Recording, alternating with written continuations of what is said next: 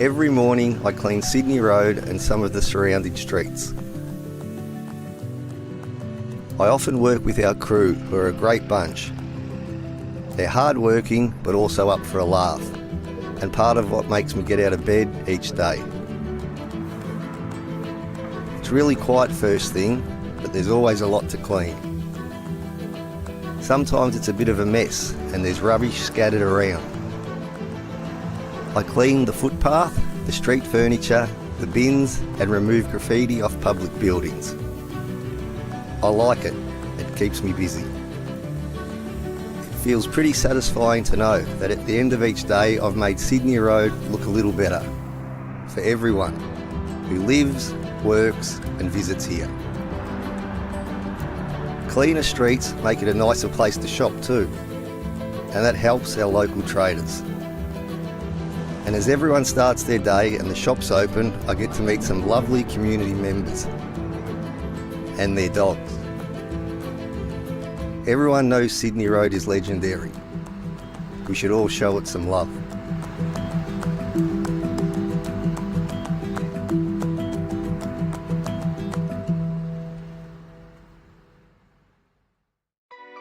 Did you know that Merri-bek is home to a diverse community where more than 95 languages are spoken?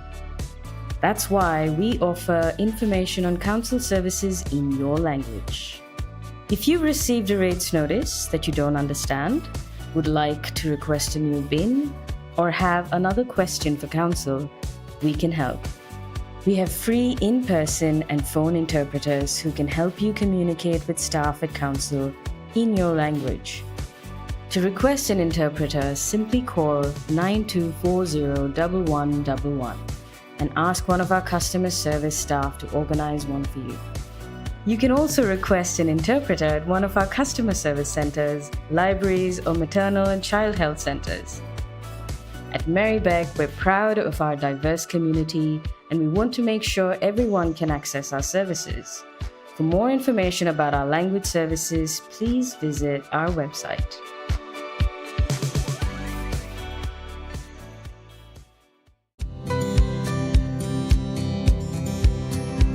Wheel Sisters came about after some women in Fawkner approached us, wanting to learn to ride bikes and also find other women from their own community to ride with, including women who might ride in hijab or an abaya. One of the things that never gets old when you teach people to ride bikes is the sheer thrill they get when they realise they can do it. The really special thing about teaching both the women in Fawkner and the women here is just the cultural barriers that they face every day, and coming from a place where they never thought they'd ever be able to ride a bike. A lot of them do reflect that it's been their lifelong dream to ride a bike, but they never thought they'd be able to do it. So it's just that extra level of being able to gift that to somebody. I got really excited when I heard about this program. I'm almost 40 and I've never ridden a bike. I tried when I was little. Yeah, I still can't believe that I can ride, and yeah, it's been a dream and I'm so glad that it came true. It was excellent, very special experience for me because it was my childhood wish to learn how to ride a bike. Yeah, my experience was great because I've never ridden the bike before, so it was like truly empowering for me, and I thought I can't ever learn, but Kaz was really patient and encouraging. At this age, it's a really courageous thing to learn new things, and any age, anyone can do it if they want it, and willingness is the most important things, and that's I prove myself. I think it's good health-wise as well as environmentally. It gives me some physical activity to incorporate into my daily routine. I think it was great to find other people like me who have recently learned to ride, and we are all well connected now. Yeah, after so many years, I'm very grateful to have this opportunity and have trust and faith with us. And they've been amazing, amazing teachers. Everybody should give it a go and see for themselves how easy it is. Yeah, because I never thought I could, and I'm able to do it now.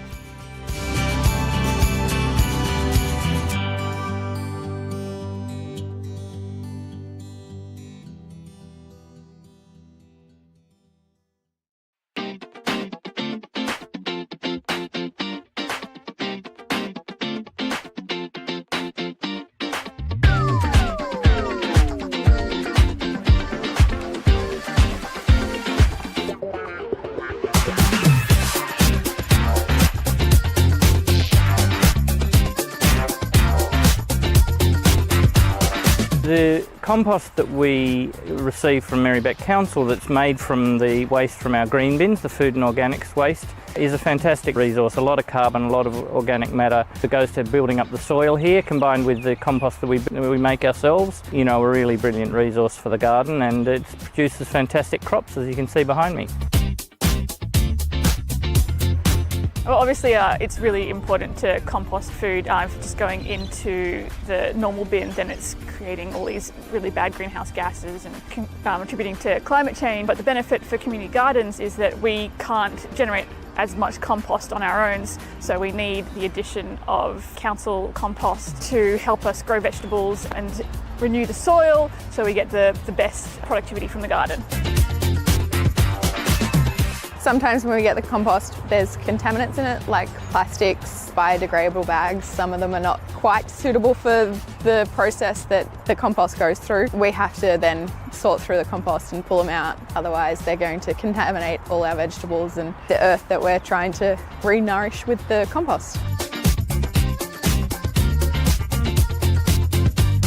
Messages go around on Facebook saying, hey, there's zucchini or cucumbers in the basket at Pentridge, and they're gone in, you know, half an hour later. So we just like to share it with the community, because that's what it's about.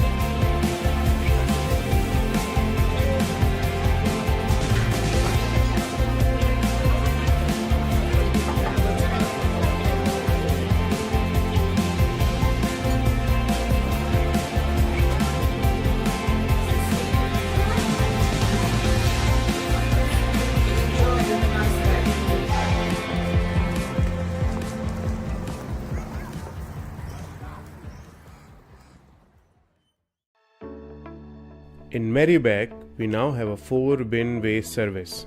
All households need to separate mixed recycling, glass recycling, food and garden organics, and general rubbish. This will help reduce the amount of waste we send to landfill and improve the quality of recyclables in Victoria. Glass bottles and jars now go in your new glass recycling bin. Lids must be firmly attached. Loose lids go in your general rubbish bin. Steel tins, aluminium cans and foil, paper and cardboard, and plastic bottles and containers go in your mixed recycling bin. Food scraps and garden clippings go in your food and garden organics bin. You can use paper towels to wrap your food waste. Put your glass bottles and jars, food scraps and mixed recycling in the bin loose, not in bags. Plastic bags and other items that can't be reused or recycled go in your general rubbish bin. This includes kitty litter, animal droppings, old textiles and nappies. General rubbish should be bagged or wrapped. Update your recycling knowledge today. Learn what goes in each bin by visiting merri-bek.vic.gov.au/recycling-guide.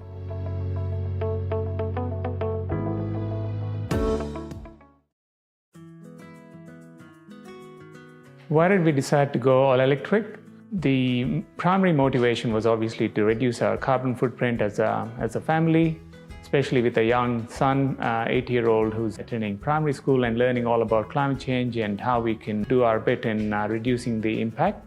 Since purchasing this house, we've installed solar panels and we've also converted all our appliances. We'll just wait for this feedback to finish on our computer.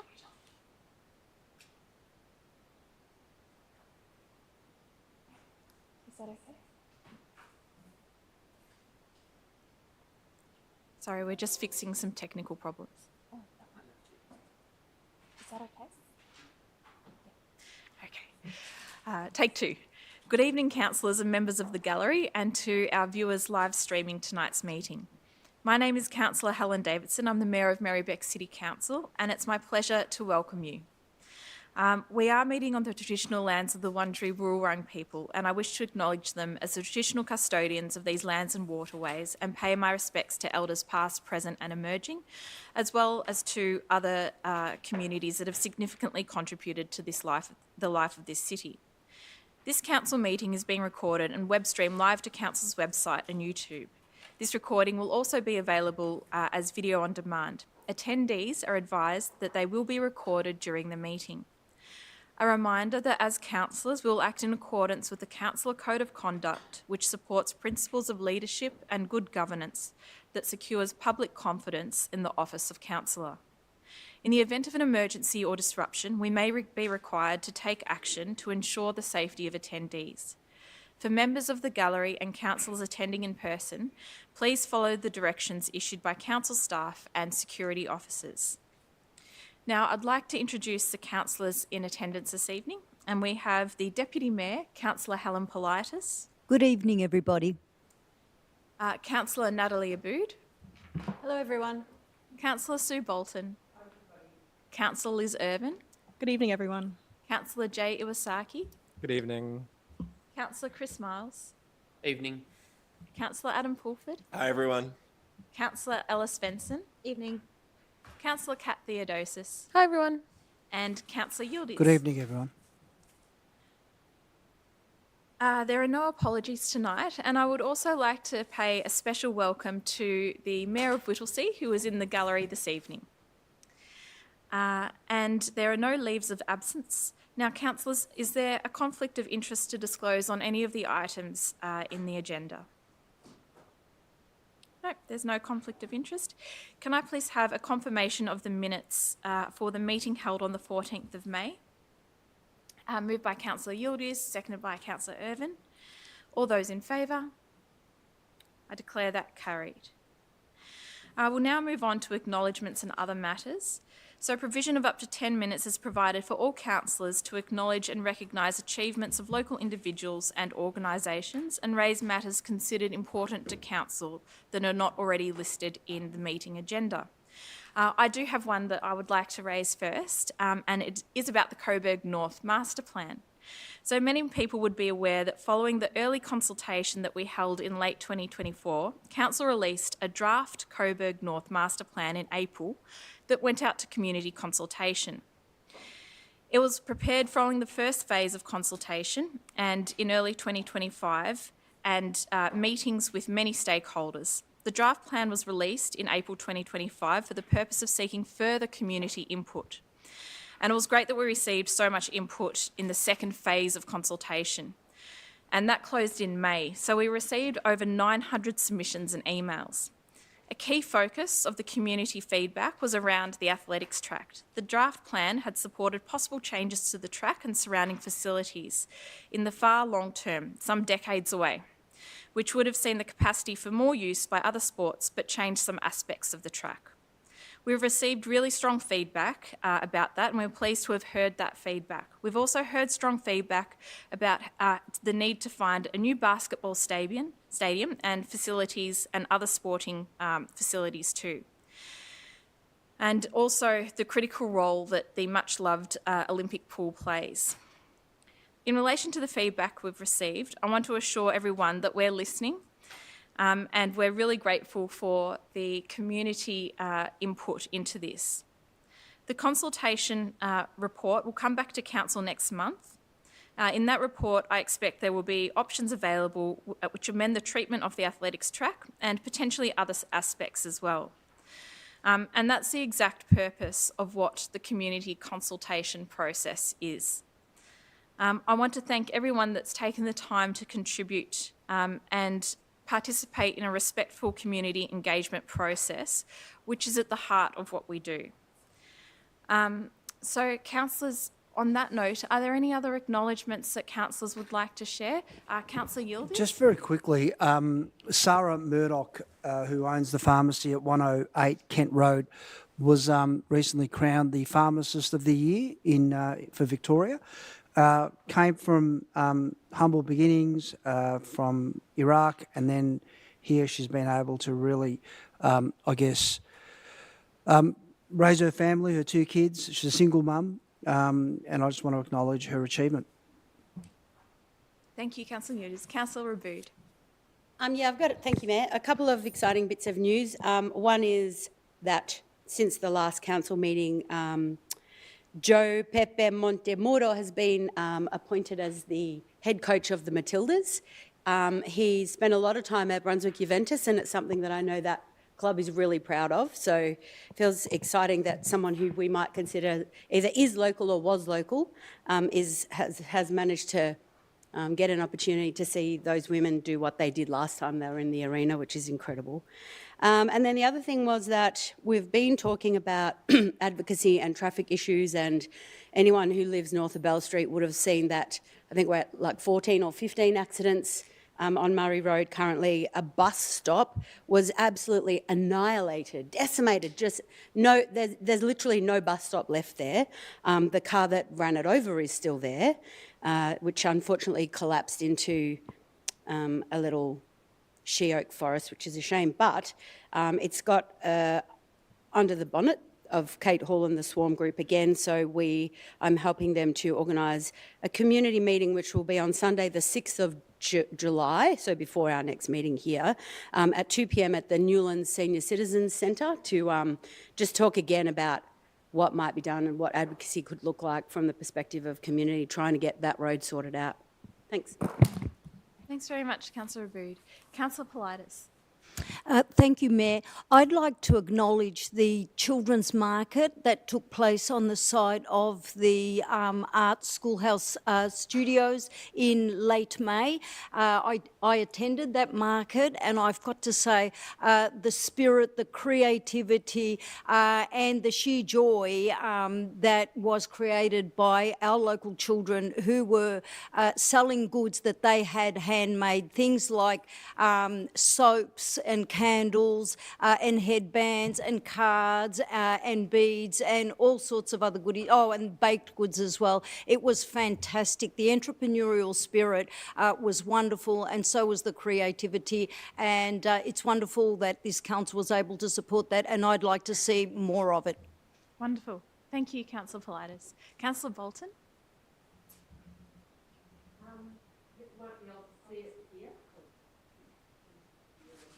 And your mic, Councillor. People won't be able to see this from here, but some people may know that there is a campaign in Merri-bek to get accessible tram stops on Sydney Road before the upfill line closes down for level crossing removal in approximately 2030.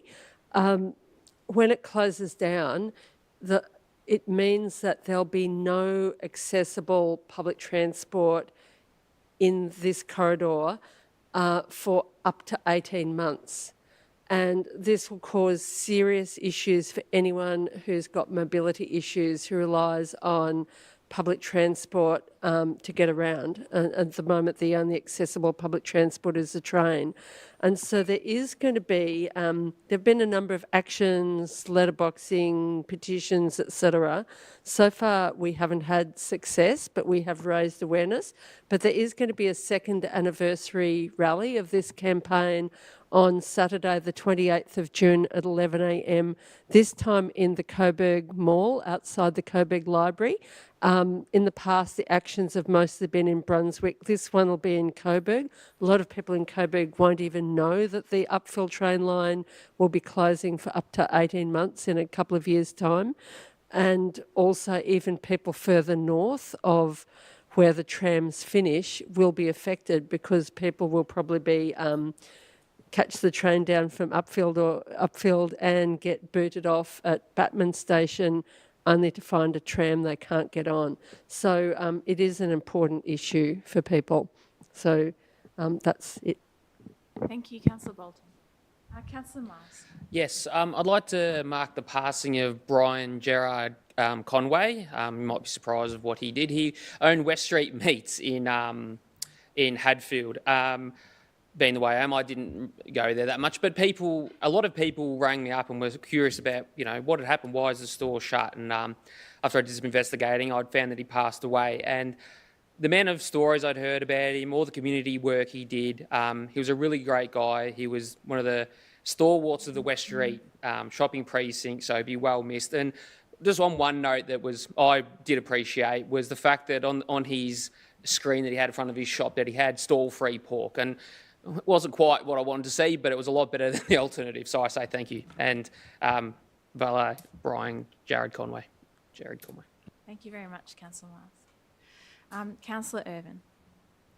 Thank you, Mayor. I wanted to just talk about a community meeting that I held the weekend before last, which was regarding safety on Ewing Street in Brunswick and the crossing of Brunswick Road at the bottom of Ewing Street. So I held this in collaboration with Brunswick MP Tim Reid, and I wanted to thank everyone who came to the meeting and also those who have responded to our online survey.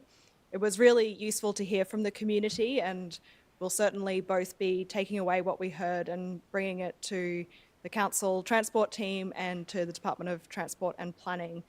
As with many issues that we face, that our residents face as well, it does get complex between different levels of government, so it's really great to be able to work collaboratively with local and state representatives to understand the issues and work together to find solutions. So yes, hopefully we'll have good news about Ewing Street in the future. Thanks very much, Councillor Irvin. Now that concludes that segment of the agenda. We'll move on to petitions. So we have a parking petition from Mariana, who is here tonight in person. So Mariana, please come forward to the lectern and you have 2 minutes to address the meeting on this petition.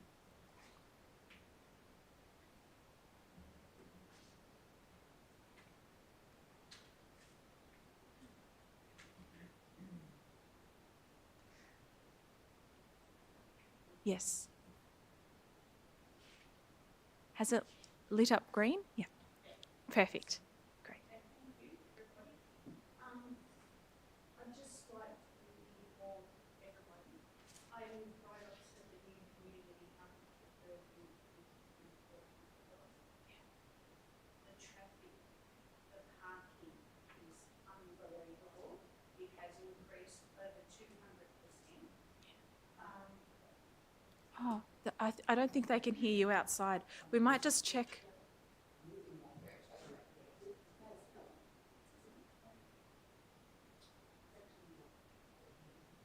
Can we check the mic?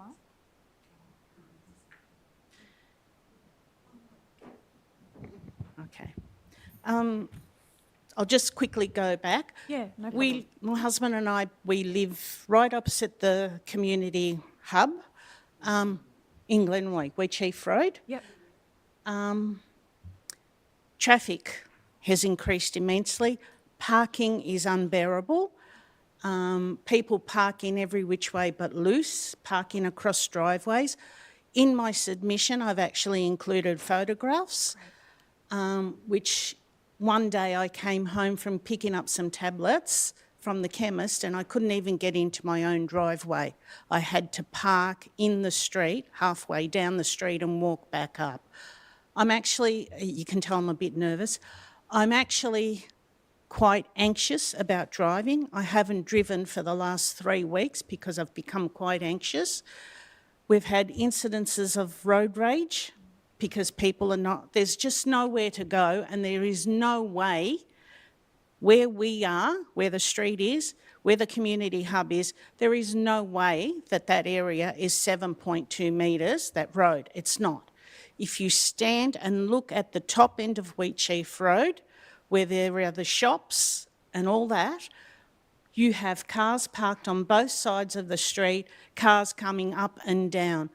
I've been actually caught up one day when I backed out of my driveway, was driving up the street towards the shops, Wheatsheaf Road, and was confronted with an elderly gentleman who was quite rude, and he had probably, he could go into one of the little alleys that he could park his car, but he didn't. He just put his hand on his horn and just blew his horn. I had to eventually back into my driveway and let him through. It's not only been me, I've gone around and spoken to residents, had them sign petitions. A couple of them have complained that, yes, they have seen road rage. There was a road rage incident last week where, again, confrontation between two cars because you can't move. Yeah. And basically, one person got out of the car and ripped the other person's windscreen wipers off the car. It's just becoming quite horrendous. I feel I'm a prisoner in my own home, Tuesdays, Wednesdays and Thursdays, that I can't get out of the house, I can't get out of the driveway. If there are functions on there, you can forget about driving. You just can't. And actually our neighbour's car was hit with a guy who tried to pull into so that he could let someone else come through, and his car got hit. Yeah. It's just, like I said, I've become a prisoner in my own home and I'm very anxious about driving, and that's not what it should be. We went to the meeting when council first said that they were going to build a hub. We explained to them that you don't have enough room. I know for a fact the staff in the childcare centres have to go out and change their cars every 2 hours, so they just park out in the street where they don't have to. Yeah, thanks, Mariana. Yeah, you spoke well to that. Thank you. Thank you. I appreciate you coming tonight. Councillors, do we have a mover in relation to the petition? Councillor Chris Miles. Is there a seconder? Councillor Iwasaki. I'll put that to the vote. All those in favour? I declare that carried. We have received a petition in relation to the Coburg Athletics Track and Field Precinct, and we have Peter who is here in the gallery. Peter, you have 2 minutes to address the meeting.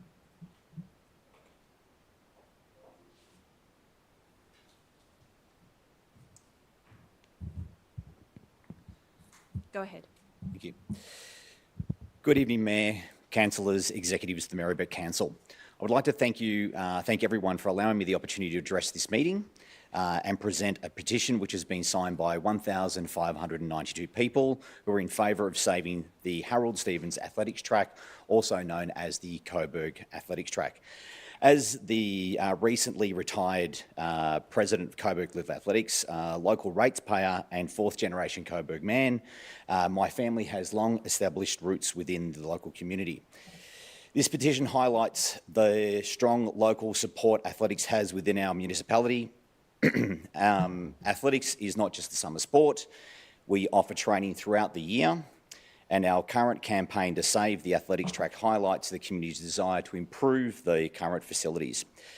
Please note that we appreciate our sporting neighbours from table tennis, swimming, basketball, football and also cricket. We feel that this draft master plan goes a long way to improving the local facilities. However, the athletics community feels let down by the draft master plan. And we hope that the council considers our alternative proposal that was emailed to the councillors and the mayor on the 30th of April and 1st of May, which highlights the fact that there is an alternative to the draft master plan, which asks 3 sports to share a grassed oval. Thank you for accepting our petition. I would like to work, I look forward to working with the council, Merri-bek Council, and all stakeholders. Thank you respectfully, Peter Lay. Is there a councillor who wishes to move that? Councillor Yildiz, second by Councillor Bolton. All those in favour? I declare that carried. We'll now move on to petitions tabled by councillors. Are there any petitions councillors wish to move this evening? Okay, if there's no petitions, we'll move on to questions of council and community statements. And I'll just outline how this will run. The time provided for questions and statements is 30 minutes, and this time can only be extended by another 30 minutes by resolution of council. If we do not have time to answer your question, it will be taken on notice and responded to in writing. Priority will be given to questions and statements that relate to matters listed in the agenda. If time allows, questions about items other than those listed in the agenda will be considered. There is a maximum of 2 questions or statements in any combination, and which is allowed per person, and questions or statements that relate to a matter listed in the agenda will be dealt with first. If you have registered to ask a question, when I invite you or your representative, please state your name and suburb and then ask your question with a preamble or background for up to 3 minutes. If you've registered to make a statement, when I invite you or your representative, please state your name and suburb and make your statement without taking longer than 3 minutes. If you have submitted a question or indicated you have a second statement, it may, at my discretion, be deferred until all other persons have submitted, who have submitted questions have asked their first question, or not be asked if time does not permit. A maximum of 3 questions will be heard on any one subject, and we will proceed to the next topic. If time allows, we'll then return to the previous topic. I will either answer the question on behalf of council, or I will invite council officers to respond, or a councillor. There will be no response or discussion in relation to community statements. As detailed in the governance rules, questions or statements may be disallowed if they are defamatory, indecent, abusive, offensive, irrelevant, or trivial or objectionable in nature. If a response to your question is provided at tonight's meeting, there will be no further formal response. However, council will action any commitments made in answering the questions. So we received a total of 6 questions and 1 statement. All submitters were invited to attend the meeting and ask their question or make their statement. So we have the first speaker, and that's in relation to Community Safety Forum for Road Safety, the notice of motion at 8.3, and we have Chris Lee, who is in person with a statement. Please come forward, Chris.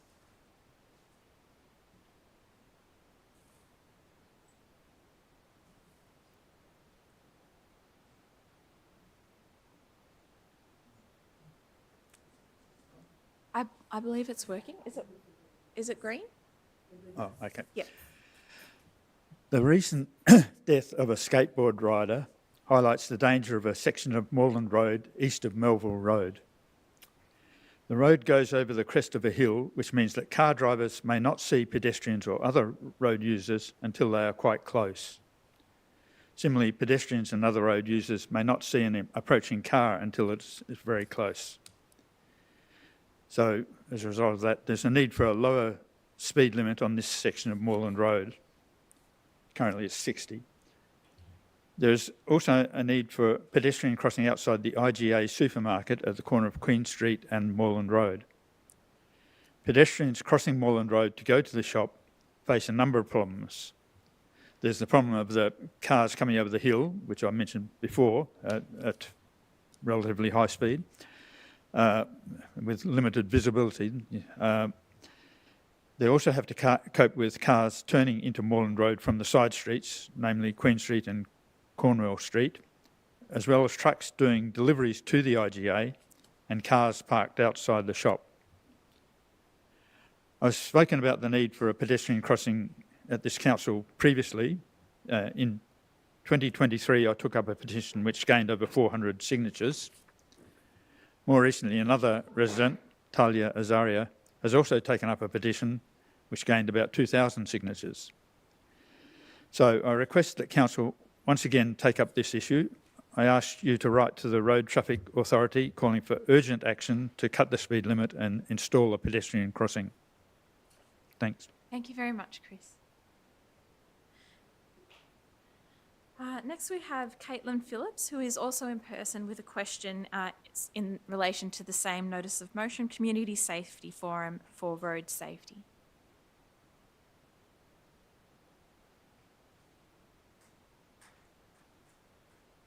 Hi, Caitlin. Hi, everyone. Caitlin Phillips from Coburg.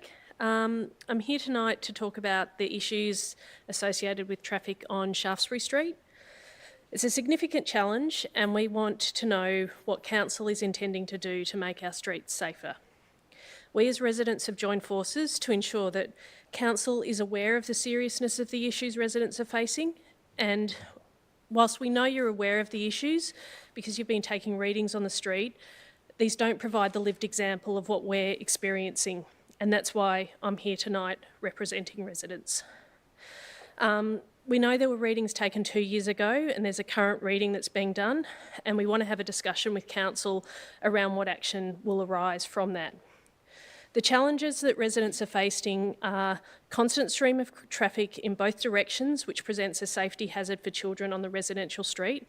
My 5-year-old daughter, I don't let her play in the front yard because of the streams of traffic, and she likes climbing the trees. It's really impacting her enjoying our house. The street narrows significantly on the stretch between Reynard and Munro, and the cars can get into traffic jams, and it can lead to abusive behaviours from drivers. Getting in and out of our driveway is a constant challenge. Tonight, when I was going to pick my daughter up, I was boxed in by cars and had to go back into my driveway. Those cars weren't there when I was coming out of my driveway. They just screamed down, and it is a significant challenge. Residents get verbal abuse trying to get in and out of driveways, and it has had a mental health impact on some residents that I've spoken to, and also that abuse can be directed at the kids in the cars as well, like the kids of the families, and it's getting too much. It's sort of one resident close to Reynard Street End often can't get into her driveway because cars are banked up so far, and it impacts her capacity to access her driveway. She often has to park on the street, and there's not many parking spots around there, I'll tell you that. The Keep Left sign at Munro Street roundabout keeps getting knocked down consistently, and a smaller sign's been installed, but that's also getting knocked down. Residents have lost mirrors on their cars, damage to cars due to being sideswiped. Speed humps have not stopped the speeding. And average readings of speeds on the street are not indicative. You'll get stop and start, and then when there's a free run, cars will just fang it down there. It's really frustrating. The corner of Reynard Street and Shaftesbury Street is also a significant challenge. Cars bank up trying to dogleg it into Shaftesbury Street, and it's really hard to turn right, and that's a significant challenge when you're trying to get down to pick up your kid from school at the end of the day. Google Maps has turned the street into a rat run, and something has to be done to disperse cars across other streets. It's too much. And additionally, Shaftesbury Street is supposed to be a bike route, and councils, and it's just not safe with that volume of cars. Sorry, I'm watching the time. We're intending to bring a petition signed by residents. We've really banded together, and there are more residents coming together because this is such a significant issue.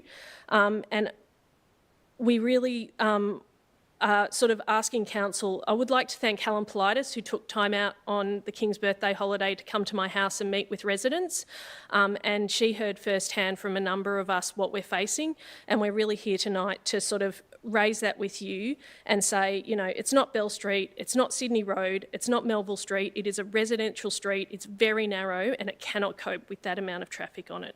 Thanks. I'll now hand over to the responsible director, Anita, to speak to your question. Thank you, Mayor, and through you, Caitlin, thank you for your question. So Council is aware of several resident concerns regarding traffic volumes and safety on Shaftesbury Street. You may be aware that we've identified the route as an important local connection in the draft Streets for People plan. The Transport team are currently assessing the feedback that they received through the engagement period, and a final version of the plan will be presented to Council in coming months. And this will indicate some of the options available for improvements to streets like Shaftesbury Street and also its priority in the plan. However, officers would be happy to meet with you about the specifics of the concerns that you've raised in the meantime while that feedback is being assessed. So I'll have someone get in touch with you to make arrangements for that to happen. We can have a cup of tea on the veranda. We can watch the cars go by. Thank you. Thanks so much. Sorry? Yeah, absolutely. And thanks to Helen. All right. Thanks. Thank you. The next question we have is for some non-agenda items, and we have Susie Pinchin regarding the sister city relationship with China, and she has one question.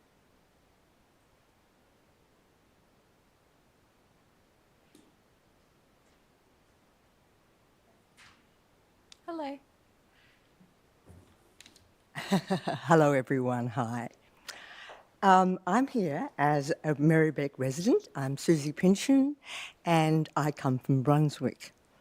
As a Merri-bek resident and friends of the Shanyan Merri-bek relationship, we are now all of us aware that Council apparently, without local community consultation, made a decision at its April meeting to cancel the friendship relationship between the city of Merri-bek and the city of Shanyan. Many community members have since made it clear that they do, in fact, care very deeply about this relationship and have provided Council with a lot of evidence of a vibrant and continuing friendship with the community of Shanyan. As a consequence, we now understand that a motion will be put to Council at its July meeting to reverse this very unfortunate decision and restore our friendship relationship.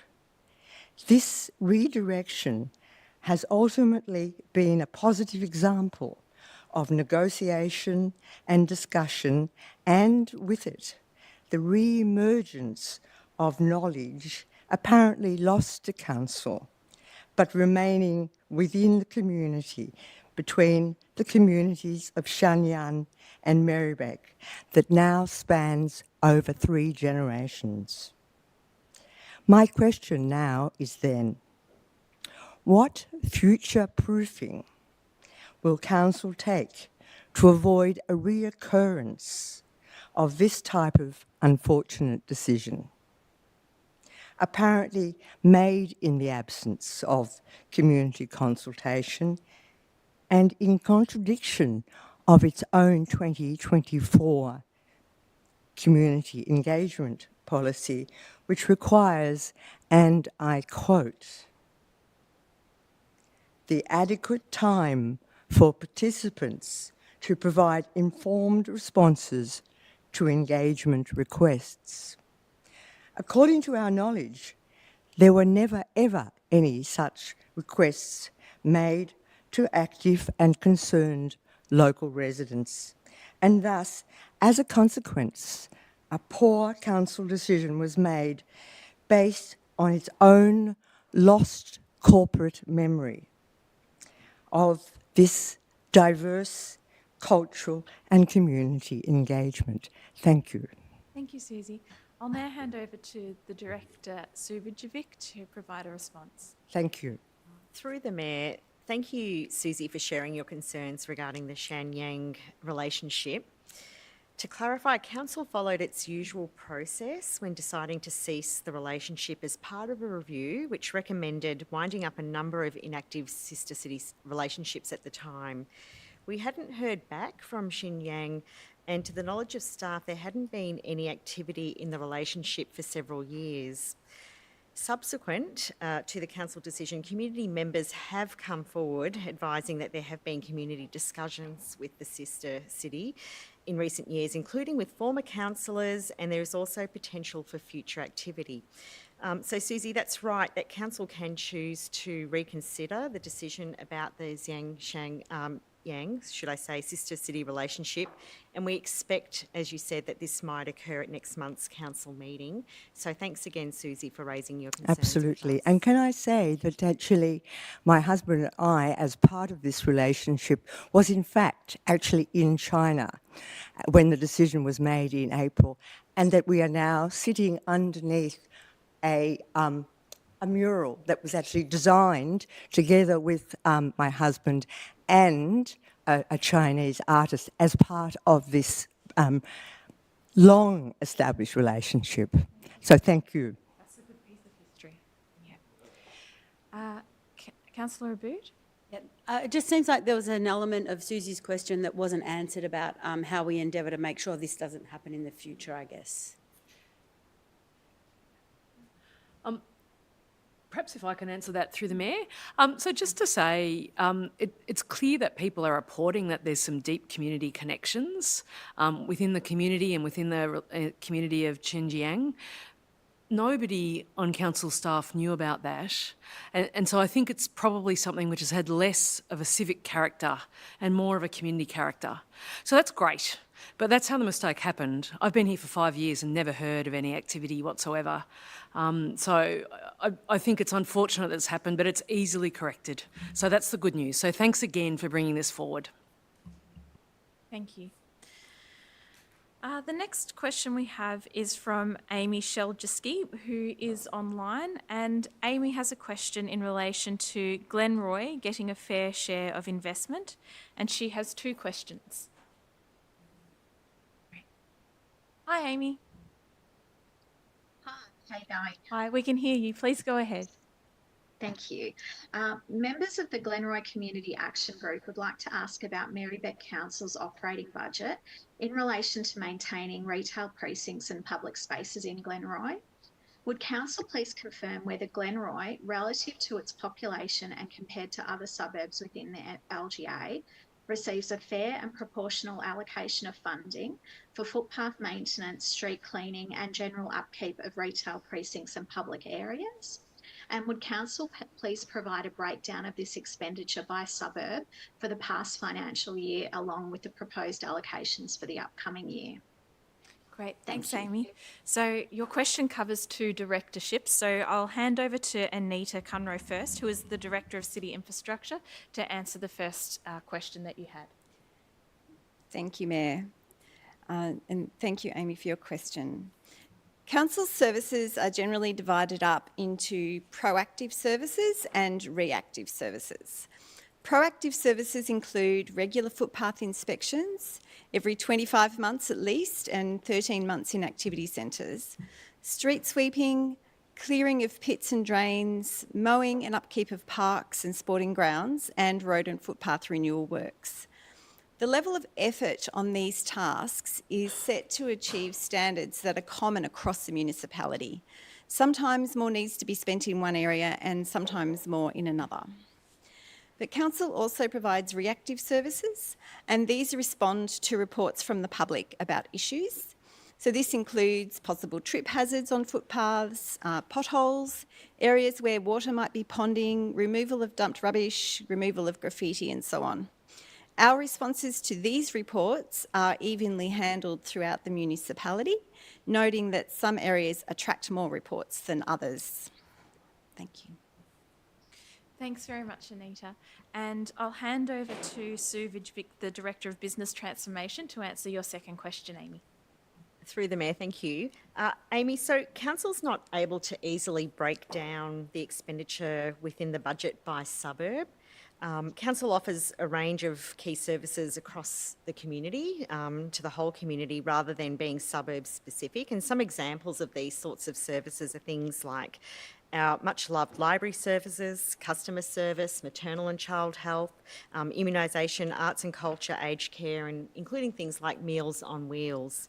So our draft budget, which is being considered later this month, the 20 to 25 to 29 budget, does include key infrastructure projects for Glenroy, some of which are multi-year delivery, and some of these projects include park renewal projects like Page Reserve, ATC Cook Reserve and Volga Street, Middle Street upgrades. We're finalising the Glenroy Activity Centre upgrade works at Wheatsheaf Road. We're also designing upgrade works at Post Office Place and also doing things, smaller projects like hooning prevention measures in reserve car parks or the Waterloo pedestrian crossing that's also happening in Glenroy.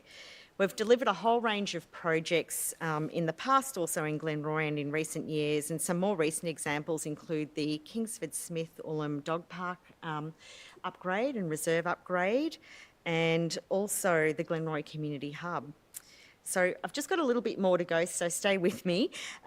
We also have delivered a range of placemaking activities in Glenroy, including recently in April Dono-tastic. I'm sure some of you went to that event. It was a very large, popular family event at Bridget Shortell Reserve in Glenroy. And we've got more placemaking events also planned in Glenroy. Some of them include art projects, the Wheel Sisters installation, which is being launched at the end of this month, and also Polygot Theatre's Paper Planet coming to Glenroy in the school holidays, which will also be another free event in October. I could go on. We also provide economic development support to traders, and we do things like hosting networking events.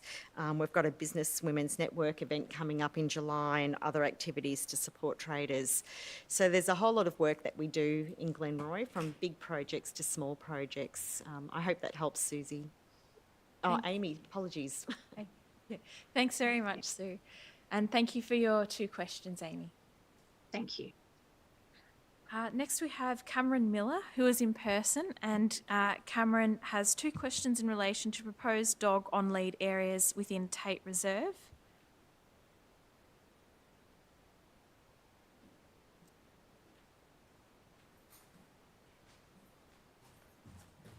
Hello, Mayor and Councillors. Thank you for your time tonight. I did come without my glasses, so I'll do my best and I'll hold this. No problem. No, it's all right, it's all right. I got my wife to print it out rather large. So I'll just start. Cameron Miller, Coburg resident, and I've been a resident in Coburg for 10 plus years, right near Egan and Tate Reserve. I'm also a dog owner and regular user of those reserves. In addition, I am a working ecologist and regularly provide expert evidence to Planning Panels Victoria, Supreme Court even, and have done so for North East Link and Westgate Tunnel projects, so some very significant projects. I strongly believe in balancing ecological impacts with human activities and the needs of humans. But importantly, also in providing expert evidence, I advocate for those species and systems that can't speak for themselves. You know, of course, plants, animals, ecological communities. So over 10 years, I've observed increasing dog numbers and associated direct impacts along the creek, including stream bank erosion, increased unofficial tracks and trails, and declining understory condition in those areas. Impacts on birds, wallabies, other animals are also highly likely to include altered fauna behaviour, altered habitat use, nesting and foraging. I don't have empirical data on that, but that's my expert opinion. So my questions relate really to the dog on lead or the proposed dog on lead area within Tate Reserve. How will Council balance the desires of vocal user groups against the rights of other people that use the area, and in particular plants and animals that have no voice? And part 2 is, if dogs are allowed unrestricted access in these areas by being off lead, in Tate Reserve in particular, what actions will Council put in place to avoid further impacts to the creek, including erosion, water quality and loss of understory plants? Thanks, Cameron. Thank you. I'll hand over to Anita, the Director of Infrastructure, to take your question. Thank you, Mayor. Thank you, Cameron, for your question, and thank you for being a spokesperson on behalf of plants and animals. The Merri-bek Creek Trail and Tate Reserve are valued open spaces by the community, both for their biodiversity values and also, as you point out, the role as recreation spaces and keeping people healthy. So council has to take both of those factors into consideration when making decisions around these spaces. And part of the reason why we've implemented this dog walking in Merri-bek pilot that is really an engagement with the community to be followed up by implementing some plans and talking to the community about these spaces is to help understand those different views. And as part of the pilot proposal, we are exploring the introduction of a fenced dog-free habitat area in the lower, more ecologically sensitive part of the reserve. And this would provide a dedicated space for vegetation recovery and wildlife movement with minimal disturbance. At the same time, a designated off-leash area would remain available in the upper area of the reserve, separated from the creek edge and providing recreational space for dog walkers. The aim of this approach is to formally recognise and support both priorities, community use and habitat protection, through clear spatial separation, signage and education, rather than continuing the current, often ambiguous arrangements that are in place now. And in response to your second question, the proposed implementation of the trial, which was shared with the community during consultation, had indicated that Tate Reserve was proposed to remain on lead area. However, officers also proposed to include this dog prohibited zone, and it covers the habitat area adjacent to the creek. And during consultation, we received strong support for changing Tate Reserve to be an off-lead area. This recognised the way the space is currently used by the community despite its designation as on-lead. So officers are considering the proposal in addition to expanding the habitat area and subsequent dog prohibited zone. We're also working closely with Melbourne Water in regard to methods for addressing some of the erosion issues along the creek corridor. While washout and erosion does occur naturally in locations, further work is needed to look at the impacts from community use of the creek corridors and how this can be better managed. Thanks very much, Anita. Thank you for coming tonight, Cameron. And there is also another question on Tate Reserve, and that's from Verity, who is asking a question on behalf of a community member.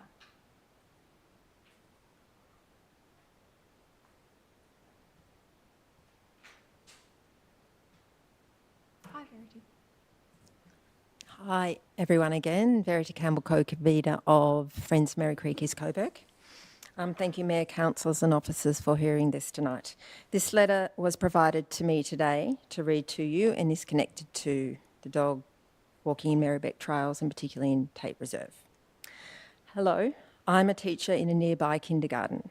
I have written in anonymously because while I use the space professionally, I also live near Tate Reserve and use it regularly in a personal capacity.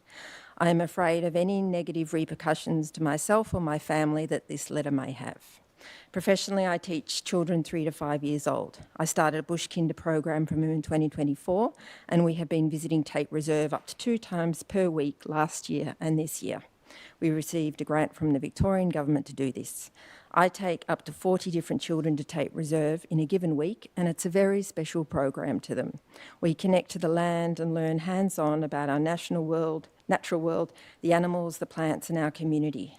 Approximately 75% of the children at this kinder are new to Australia and many come from a refugee background. We are teaching them about what living here means and helping them develop a sense of belonging to this country and respect for the natural world. The children go home and tell their families about their adventures in the mud, climbing trees, finding bugs and insects, building cubbies and spotting birds. Some of them have even brought their families to the space on the weekend to show them. The children will carry these experiences with them forever. Setting up the Bush Kinder program, I chose the site at Tate Reserve because not only was it beautiful, but it was a dog on leash area. This was part of the risk assessment process and consulted with Merri-bek Council. When we and the children arrive at the Merri-bek for Bush Kinder, we always stop and read the signs together. This is part of teaching the children to read maps and information from signs. They have learned what the dog on leash signs mean. When they see a dog off leash, the children will often say something out loud like, "That dog needs to be on his leash." Some of the dog owners are not happy when they overhear the children say these things. I have witnessed responses towards them, such as "it's always been an off-leash area" or "go play somewhere else." Before the children can play and explore, they wait on a log while a staff member completes the safety check and marks the boundary with some red flags. I usually need to pick up on average about 3 different piles of dog poo before the space is deemed safe to play in. Dogs off-leash pose the main safety risk to the bush kinder children. Children have been knocked over by dogs while playing in the area at bush kinder. Some of the children are very scared and cry out of fear. One child even had a sandwich she was eating getting taken out of her hand by an off-leash dog larger than her. So my question is, how will you accommodate children's needs at Tate Reserve? Thank you, Verity. I'll hand it back over to Anita to answer your question. Thank you, Mayor. And Verity, thank you for bringing this submission to our attention. I will build on my response to the previous question rather than repeating everything that I said, but there's certainly more to add. And we do recognise the importance of balancing the different uses and including the sensitive activities like bush kinder programs that take place in that area. And it's really great to hear about that program happening in that area. And as I mentioned before, we're really keen that as part of our engagement on the dog walking in Merri-bek program, that we do get a good sense for how the spaces are used and who's valuing the different spaces for different reasons. The community feedback that we received during the engagement did support changing the designation to allow off-lead dog access across the broader reserve, reflecting the current informal patterns. And officers are now considering this change, but we're also exploring the expansion of the habitat zone and its designation as a dog prohibited area. The draft proposal does aim to formally introduce that dog prohibited area, and that could support the continued safe operation of bush kinder programs. This zone could provide a physically separated space for early childhood learning, free from interactions with off-lead dogs, and support the safety and wellbeing of children in these programs. And we'd be really keen to discuss that further with the bush kinder program. Thank you, Anita. Great. Thanks very much. Thank you, Anita. Thank you, Verity. We'll need to call for a extension of time. Councillor Abood to move and Councillor Bolton to second. All those in favour? I declare that carried. And we've got one last statement, from Lewis Noonan in relation to the notice of motion abolishing sub-minimum wages for disabled people, who I believe is in the gallery. Hi, Lewis. Hi. I'm Lewis and I'm a resident in Coburg. I'm also disabled. Just a quick note, people with disability, you cannot always tell because most disabilities and chronic illnesses are invisible. So we're all finding it hard in this cost of living crisis, and those with the least amount of money are suffering the most. Disabled and chronically ill people often have living and medical expenses that are higher than non-disabled people. One of the recommendations from the Disability Royal Commission was to transform Australian disability enterprises and phase out segregated employment and sub-minimum wages by 2034. We know from the Royal Commission that the rates of violence, abuse, neglect, and exploitation tended to be higher in all segregated settings, not just employment. So therefore, group homes are often places of abuse as well. Most people who are living in group homes and working in Australian disability enterprises have an intellectual disability.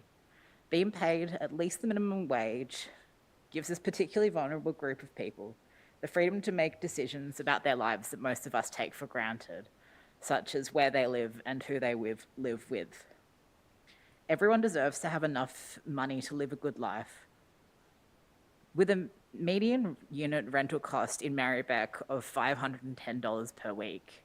At this rate, a person making $3.01 per hour could not make the rent even if they worked 24 hours a day, 7 days a week.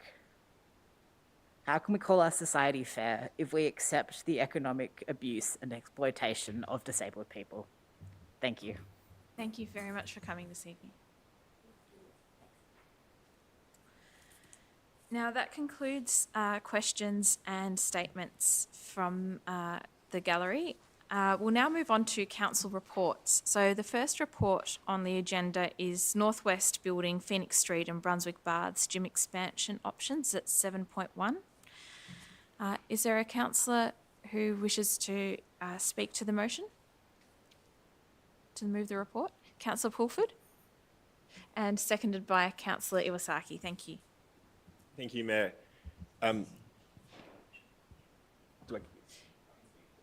Yes. So rather than me moving the officer recommendation, I'm seeking to move a deferral for this to come back to the August council meeting. So we'll get that projected.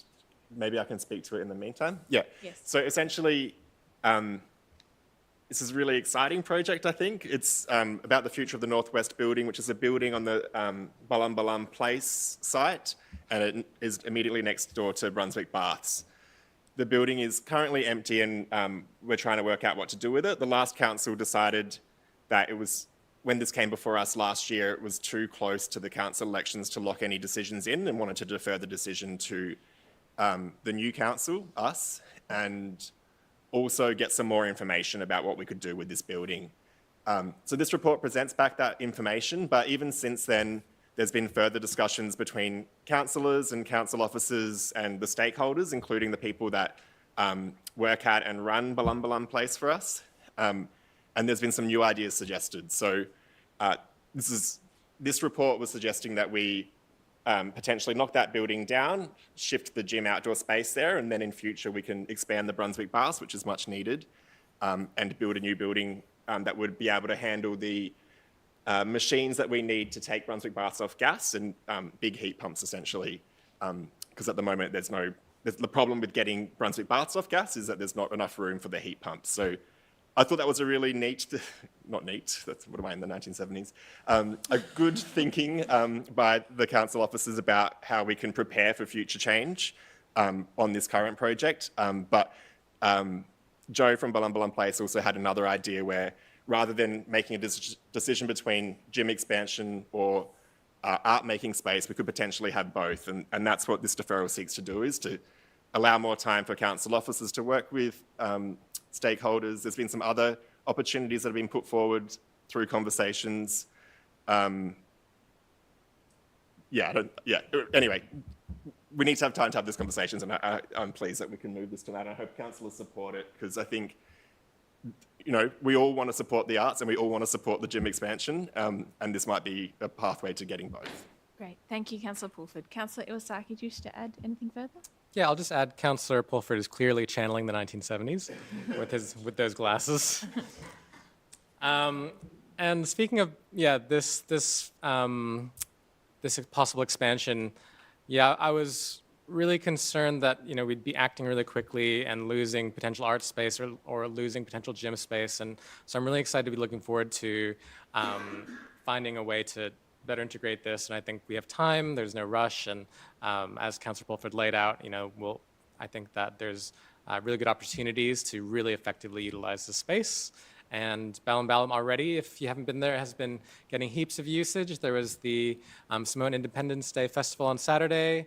There will be a ward meeting of 4 councillors at Balam next Saturday, and I'll be looking forward to doing my own open office hours once a month on Fridays there. So if you haven't been, have a look down and even have a look for yourself of that space, and love to hear your feedback. Thank you, Councillor Iwasaki. Are there any further councillors who wish to speak to the deferral proposal? No. In that case, I'll put it to the vote. All those in favour? I declare that carried. We'll now move on to 7.2, Activity Centre Program in Merri-bek Cluster, Phase 1 Engagement. Does a councillor wish to move this motion? Councillor Politis, seconded by Councillor Aboud. Go ahead, Councillor Politis.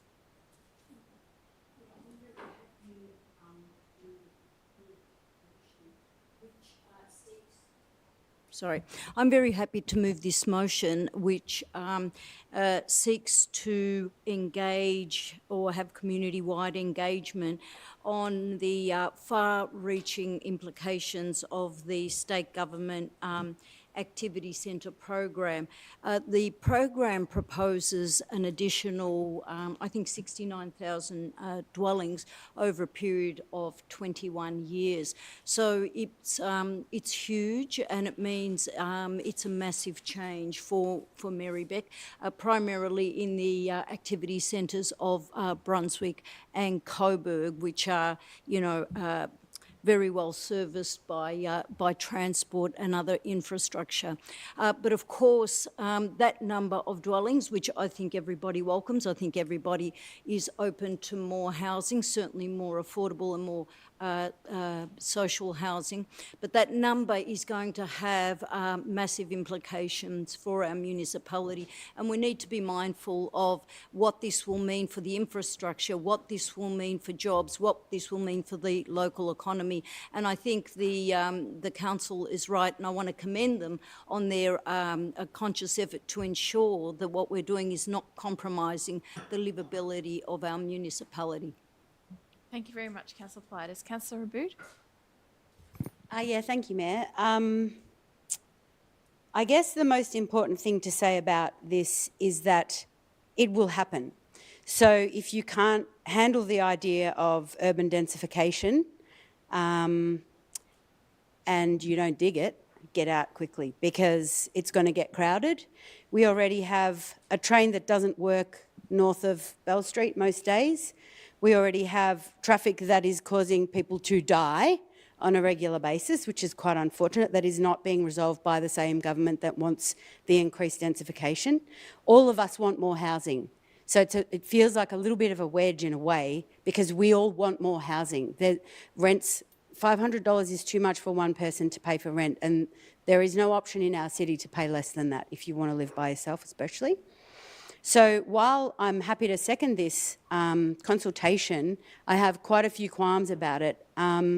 We have 2 high schools north of Bell Street that have half-built, abandoned building sites sitting on them that were funded, and then builders went broke, and now the VSBA have not appointed new builders to those 2 sites. So quite a large cohort of kids in our city are already going to school every day and looking at what they're missing out on. If it gets busier and there are 69,000 more homes, those kids also need the schools that we can't cover now in our state. I'm very concerned about the notification of this consultation. So for some reason, everything between Bell Street and Moreland Road, which is on the east side of Nicholson Street towards the creek, has not been notified of this work happening. Everything that's northeast of the creek to Elizabeth Street from Bell Street, which is the boundary of the city, including my neighbourhood, and I walk to Central Coburg, and my neighbours walk to Central Coburg, and we are not in the map. We're not notified of this consultation. So I think that the submission that we're putting in from Council has merit. I would have liked to really get down in the weeds about what the issues are that exist, but I don't know how much difference it will make, which is when I want to say again, if you can't dig this, get out of town, because it's going to happen, and it needs to happen potentially. But I'm really concerned about some of the detail, and I do hope that, you know, our city goals about, you know, sustainable and inclusive Brunswick and Coburg and beyond are honoured with the increased density that we expect to see, and that the place is not, that the place is hospitable. Thank you, Councillor Aboud. Are there any further speakers? If there's no further speakers, I'll put that to the vote. All those in favour? I declare that carried. We'll now move on to 7.3, parking availability on Park Street, Service Road, Brunswick. Is there Councillor Iwasaki to move? And do we have a seconder? Councillor Irvin to second. Councillor Iwasaki? So this report is on a long-standing issue raised about parking on Park Street, which has occasional issues with availability because of Royal Park and a lot of sports fields nearby. And unfortunately, after looking into the situation of parking on Park Street, especially on service roads, the engagement reports and surveys found that the areas fall below the threshold for increasing parking restrictions. And so no changes are recommended. And I know that for a lot of the residents in my area, that may be disappointing, and I'm sorry to say that I agree with the data here, and that may be disappointing to a lot of people, but it just seems like at this point it's not, so the amount of usage is not up to the standard to make changes, and that's okay. But I'd like to move actually an amended version of this that I passed along. And that is including an additional line. So that line just notes that parking stress may occur and that the council will write to all the sports clubs in the area to remind them of that fact, that there is parking stress here, and that they should encourage, as much as possible, people to come and take alternative methods of transport. And I left off actually car sharing or carpooling as well. So if you are going to the ovals, I think maybe mass transit for everyone, carpool, car sharing. Thank you, yep. Oh yeah, public transit there. Public transport instead of mass transit, actually, that'd be great. Thanks, Liz.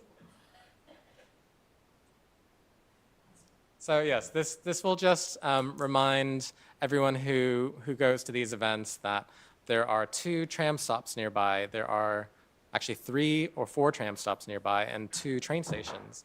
And it's really beneficial for the residents to try to take as many different ways to get there so that everybody has the availability to park in that area and we share the load. And hopefully that helps a little bit. So I'll just move that amended motion. Thanks. Carpooling and car sharing should be before for everyone. The benefits of cycling and using public transport, carpooling, car sharing for everyone, noting the location. Yeah, that's great. Good, thanks. Yep. We'll get that amendment up.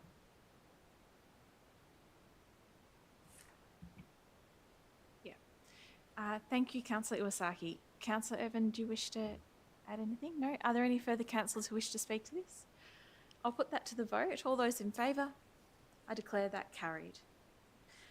I will now move on to 7.4, Circular Economy Strategy and Climate Emergency Action Plan 2025 to 2030. Drafts for endorsement to consult. Is there a councillor who wishes to move this report? Councillor Iwasaki. And a councillor to second, Councillor Irvin. Thank you, Councillor Iwasaki. So council is endorsing 2 draft strategies, one on reducing waste and promoting circular economy strategies, another updating the Merri-bek Climate Emergency Action Plan. The goal is to achieve zero waste to landfill and net zero emissions by 2040. So basically, this fits in line with what we've been doing, and especially working hard to make sure that our council is one of the most sustainable councils in Australia, probably, and that we keep doing that work and acknowledging the contribution of the community. Great. Thank you, Councillor Iwasaki. Councillor Irvin, do you wish to add anything further? Thank you, Mayor. Yeah, these are 2 really exciting plans that are going out for engagement. So I would encourage people to get involved and give us your feedback. It's really exciting, I think, for me to see the circular economy strategy. I think this really reframes how we look at waste and how we produce items. We really want to not have this kind of linear extraction to disposal method of production, and instead look at how we can, reduce our consumption, reuse, and find novel ways to recycle things that we use. So yes, I would encourage everyone to have a look and get involved, and I look forward to hearing your feedback. Great. Thank you, Councillor Irvin. Councillor Aboud. This is a draft, so I'm hoping we'll have 1,500 submissions to it, or maybe a petition from somebody who thinks there's a good opportunity to include better procedures with our commercial green waste, because I think that's a really hard ask and something that we haven't really hit the target from my perspective with, especially because I run a business and we do have a significant amount of green waste. I know there are opportunities, but I know that we'll really be winning when we're doing something productive with everything that's deemed organic that's going into landfill. Thank you, Councillor Abood. Are there any further councillors who wish to speak to this? I'll put that to the vote then. All those in favour? I declare that carried. At 7.5, we have the Community Grant Program Annual Round Recommendations for 2025. Is there a councillor who wishes to move this report? Councillor Miles. And a seconder? Councillor Iwasaki? Go ahead, Councillor Miles. Yeah, I'll just be brief. I think what we do on council with grants, the clubs within Merri-bek, it's so important that because some of these clubs, they just, doesn't matter how much fundraising they do, they'll never be able to reach the actual goal of funds they need to do the project. And I'm so glad that as a council, we invest in our own community by giving to those clubs, whether it be a sporting club, whether it be a club of a religious group, or all sorts of different clubs we actually invest in. So it's I'm really glad to see this, and I'm looking forward to the next lot opening up. Great. Thanks, Councillor Miles. Councillor Iwasaki? Yeah, I'll just echo Councillor Miles that it's just really great to see the diversity of clubs that are being funded and the breadth amongst the municipality of the support that we can give to so many different people. And it really is a privilege to be able to help and direct the funds from so many people in the community to all these groups who bring back so much. So yeah, that's it. Excellent. Thank you, Councillor Iwasaki. Councillor Politis. I'm pleased to see these community grant guidelines, but I'm also mindful that in some of the ethnic communities that I work amongst, these guidelines are very complicated and very complex to navigate. It's okay for people who have a degree of education and a level of understanding of how the process works, but when you are talking to elderly ethnic people about, putting together their grant applications, and you're talking to them about strategic plans and liability insurance and all sorts of things, it's actually quite bewildering, and they don't know where to start, and they rely very heavily on other people in the community, people like myself, to assist them. And of course, I can no longer help them with council grants because I'm now on council, right?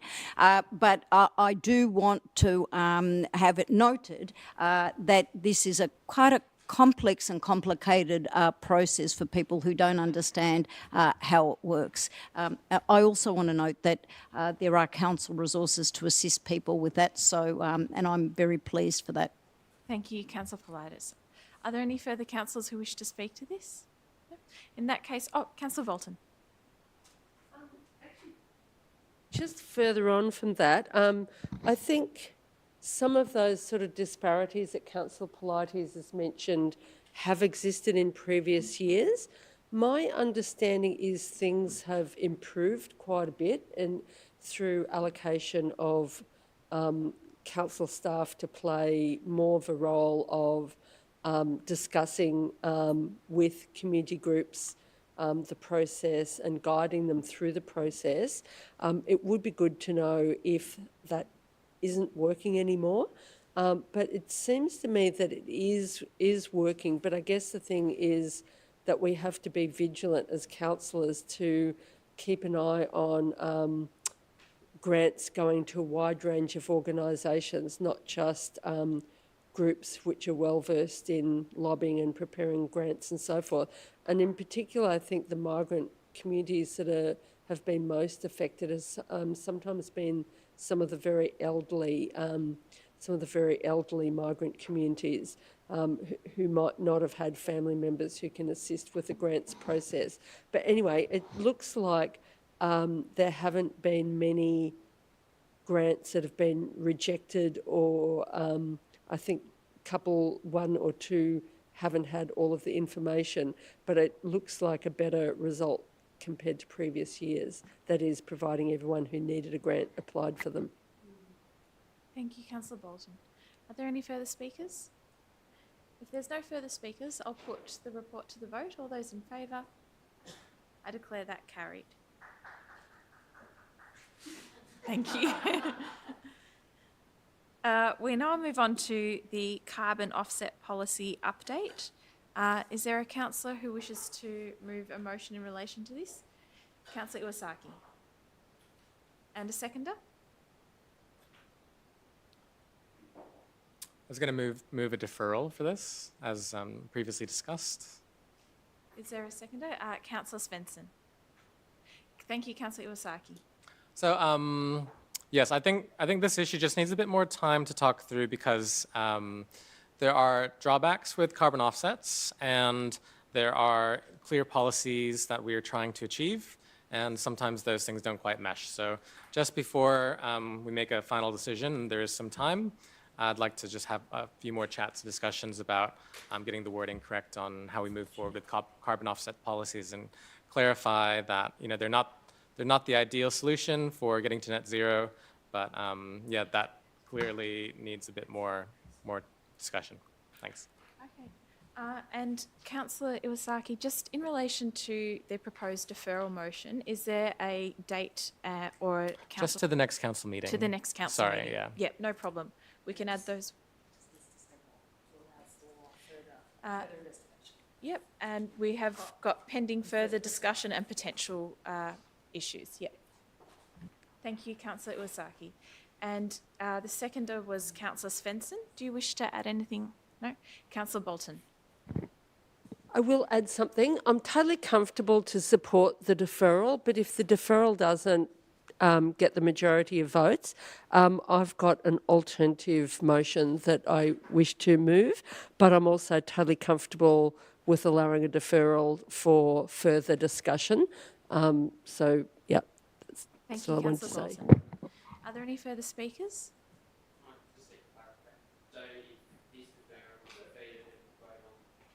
Oh, sorry, Yeah. thanks. Just clarification. So if this suspension, not Yes, suspension, deferral, sorry. Yes. Deferral is defeated, then we'll vote on Sue's. Is that how it will work? Yes, that's Okay. correct. Yep. Thank you. Thanks, Adam. Okay, I'll put the deferral motion to the vote. All those in favour? I declare that carried. We'll now move on to the procurement policy at 7.7. Is there a Councillor Pulford and a seconder? Councillor Irvin. Councillor Pulford. So I'm seeking to move this with an amendment that was circulated earlier by Director Sue. Do I speak to the amendment? Yep. Do I just explain it briefly? Yep, that's fine. Yeah, so basically it's just some big organisations use their procurement policy to encourage youth employment opportunities, and this is the first step. This would be the first step for our council gathering data from people who are applying for our contracts or the tenders that we put out there about how many local young people they've got involved in their organisation, and there would be a view to maybe strengthen this and make it mandatory later on for bigger projects, but officers reckon we need to get data first before we can work out if we can go to mandatory. Great. Thank you, Councillor Pulford. Councillor Irvin, do you... No? You don't wish to add anything? No? That's no problem. Councillor Abood and then Councillor Bolton. Yeah, I wonder if the mover and seconder would be amenable to a very small amendment which says, as well as youth employment, older people in the community, because older people in the community also always get overlooked when it comes to employment, as well as young people and people with a disability. No, sorry. I can talk to that if you want to move it as a formal amendment. Do you wish to move that as a... No. No, that's no problem. Councillor Bolton. I've got an amendment to propose, which is that to add an extra dot point to receive a briefing by the end of July on options for council to not procure goods and services from suppliers with sub-minimum wages for workers with disabilities and associated procurement policy implications. I think it was sent around by the director. Yeah, I'm happy to accept that. Okay, and the seconder is happy to incorporate that into the substantive motion. Could I speak to it then? Yes. Okay, for people who might not understand why I've moved this, this is about the situation where there is a group of workers, mostly workers or all workers with disabilities, who work for Australian disability enterprises, where the enterprises are allowed to pay them sub-minimum wages, $3 an hour. Imagine what life would be like if we all got $3 an hour for the work we do.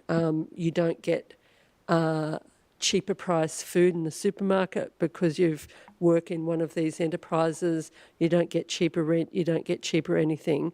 So it severely limits situations for this group of workers. I wanted to actually move a direct motion or an amendment to actually, for council to not procure goods and services from such organisations that pay sub-minimum wages. But I was advised that we needed to go through a further step of discussing any unintended consequences. So I've agreed to delay that with a view to the procurement policy coming up for another review before the end of the year. Hopefully not too long, maybe August, September, with a view to inserting a clause around this real inequity. And this is a recommendation out of the Royal Commission, Disability Royal Commission, which recommended to get rid of segregated workplaces, which really exist for people with disabilities, where people are paid sub-minimum wages. It's really scandalous that this has gone on for decades. Thank you, Councillor Bolton. Are there any further councillors who wish to speak to this? A question of clarification? Yeah, so how do you think this would affect our procurement process if we were to do this? Well, I think this is to receive a briefing. So, Is it? Okay. Yeah. All right, sorry, I So missed we'll it. have all those questions covered Perfect. in that That's just what I briefing. wanted. Yeah. Councillor Abood.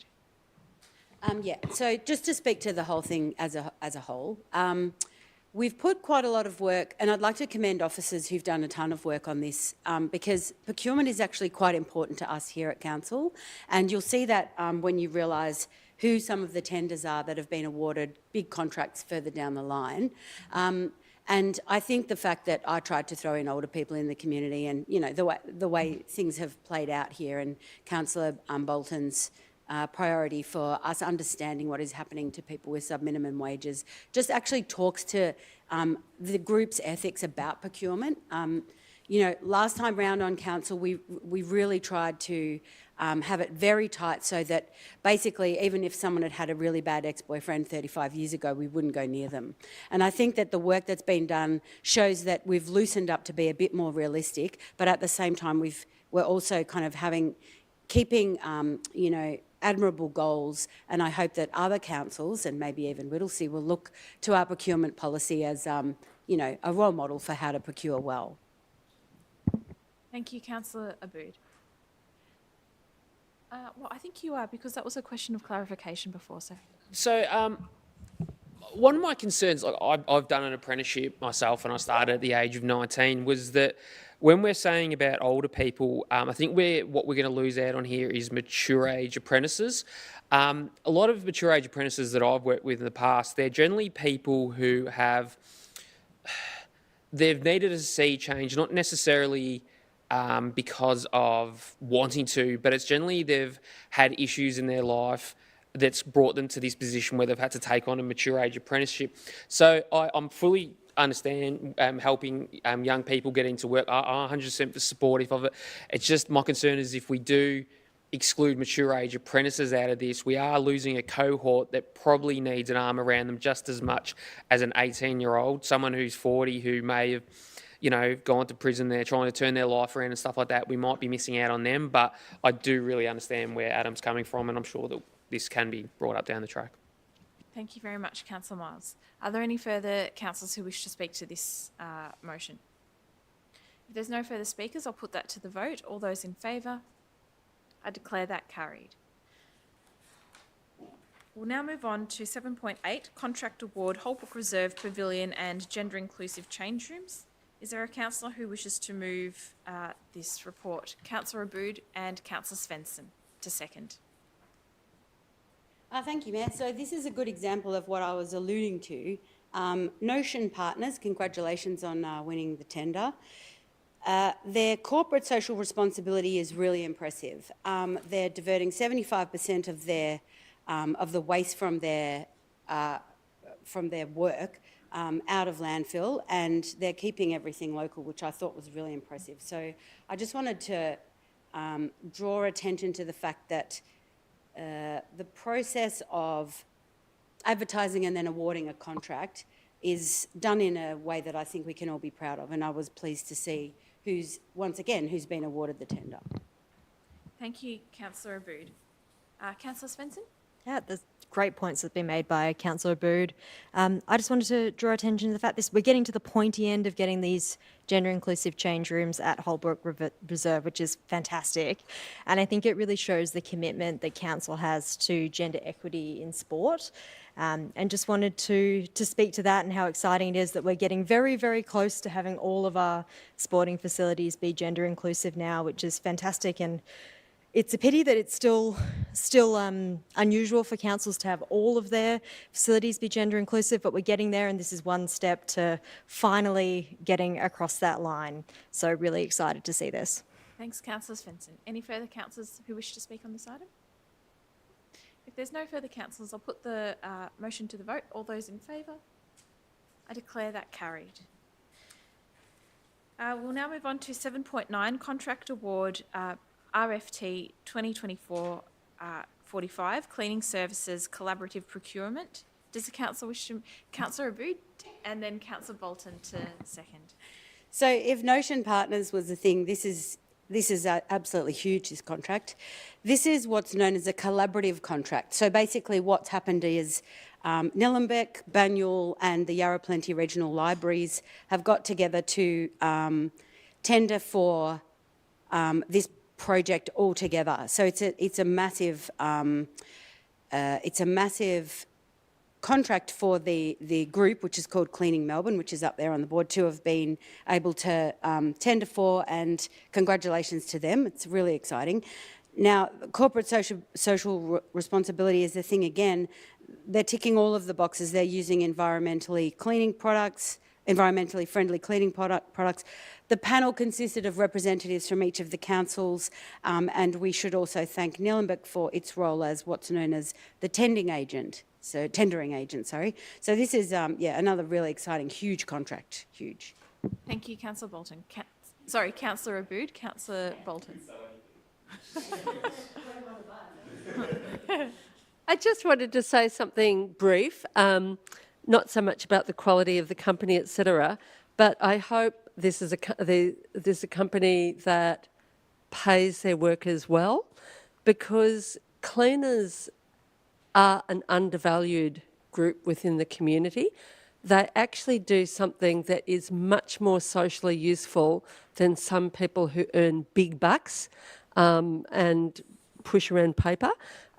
This is a really essential to our lives, and yet in many fields, cleaners are, treated as being the bottom of the barrel in lots of different organisations. So I think this is a really important contract.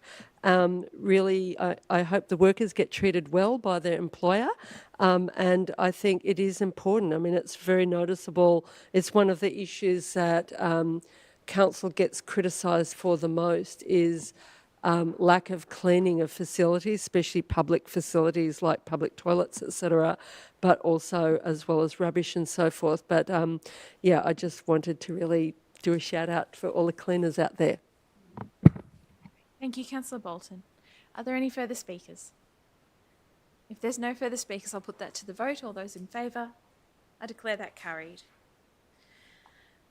We now have at 7.10 the Financial Management Report for the period ending the 30th of April 2025. Councillor Abood.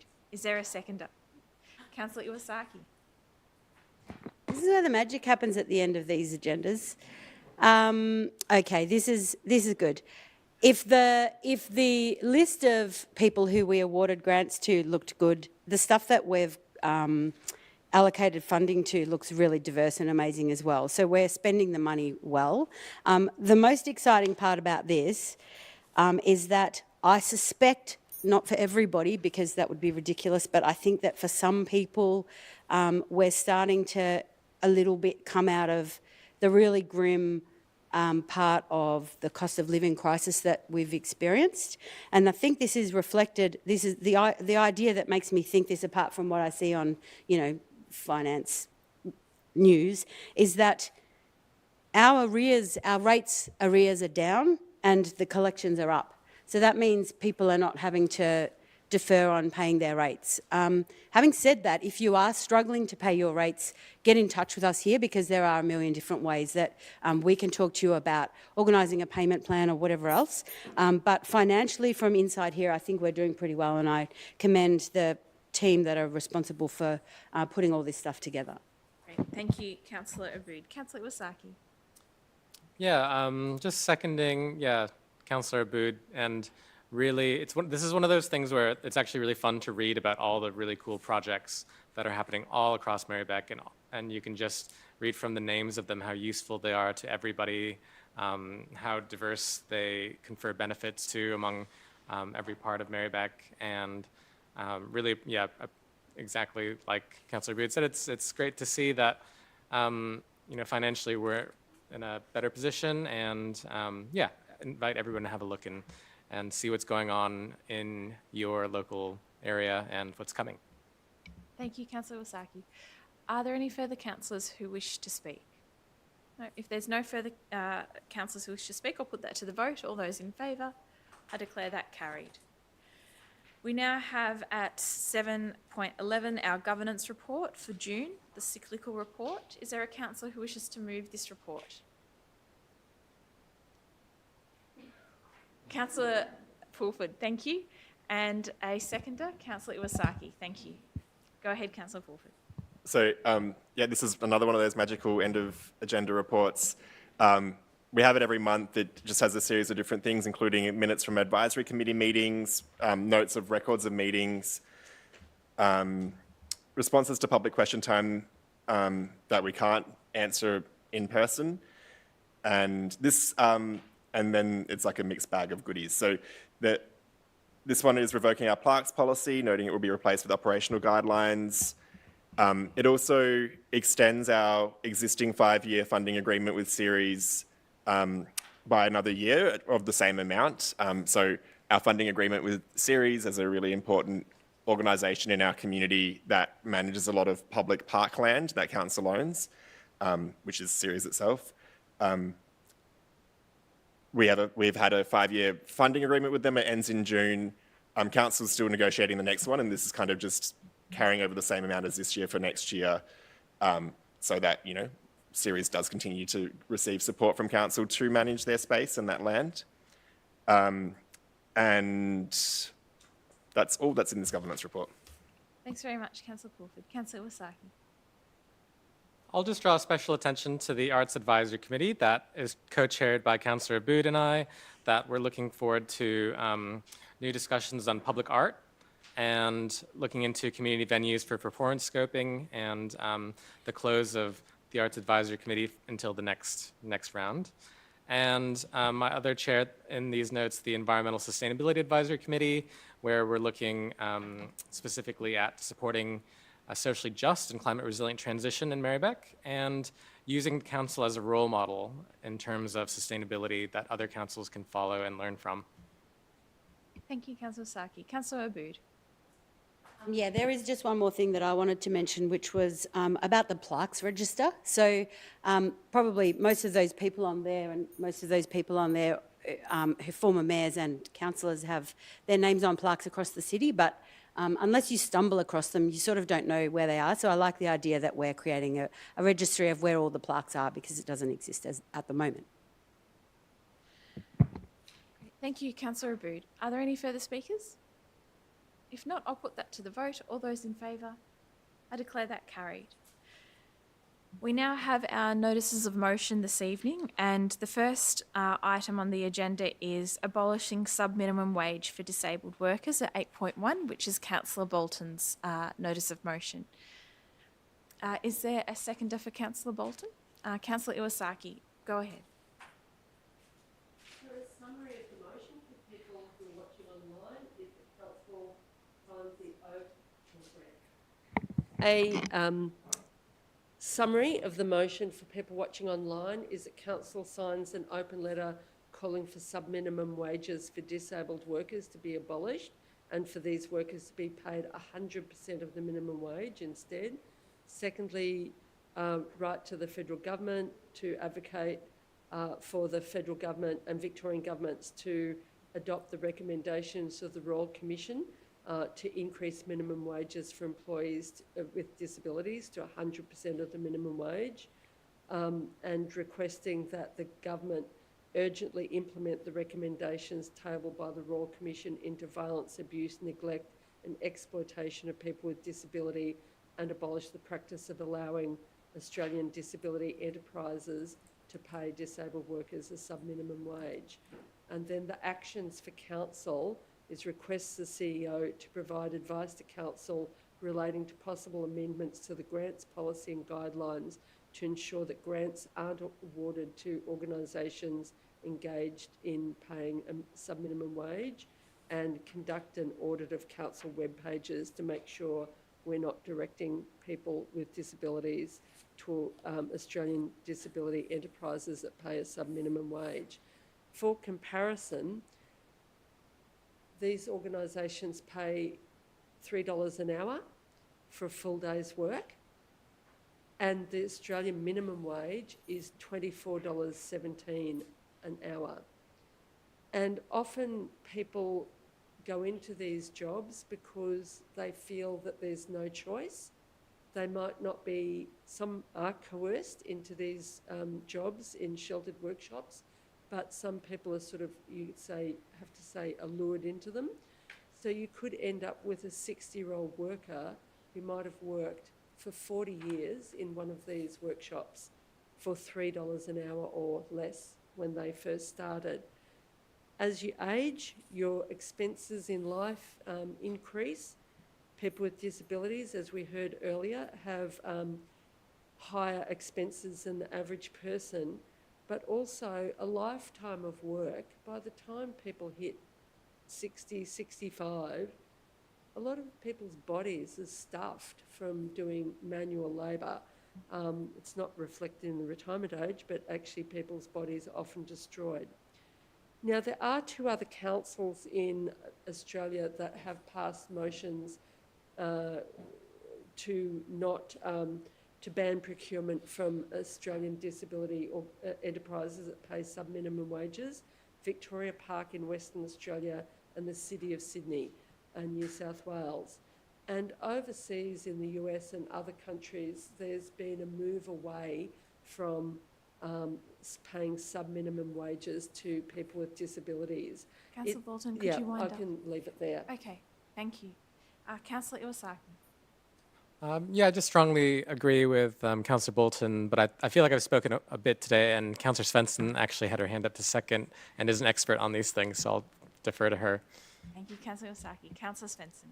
Sorry, I didn't see. Oh, no, that's okay. I wouldn't necessarily call myself an expert, but it is something that I'm really passionate about, is economic justice for all people. And we know that disabled people are disproportionately likely to live in poverty. And this is one of the reasons why, alongside other shameful issues like our rates of social welfare in Australia, we know that sub-minimum wages don't actually increase employment for disabled people. They're an excuse for corporations to get away with exploiting labour from people for very, very small amounts of money. We know that Australia actually has one of the lowest rates of employment of disabled people in the OECD. So there's no excuse for this there's no excuse for sub-minimum wages to continue. It doesn't help disabled people. It doesn't help society at large. And we know the Disability Royal Commission has suggested that we abolish sub-minimum wages and that we adequately fund these disability services so that they can support people to be involved in employment that works for them in a way that helps lift people out of poverty, whilst we're also advocating for other reforms like raising the rate of social welfare and fixing a lot of broken systems like the NDIS. So this is just one step of many when it comes to social and economic justice for disabled people. And I think it's shameful that we even have to have this discussion, that this has continued on for so long. And I'm wholeheartedly supportive of these steps. And I hope that we don't have to be having this conversation much longer. Thank you, Councillor Svensson. Councillor Politis. Thank you, Mayor. Look, I tossed up whether I should speak to this issue because principally I actually agree wholeheartedly with what Sue is saying. I just happen to have extensive experience with disability employment services and I'm just fearful that we're going to paint them all in a really bad way. I agree that, you know, we need to uplift the living standards of people who have disabilities.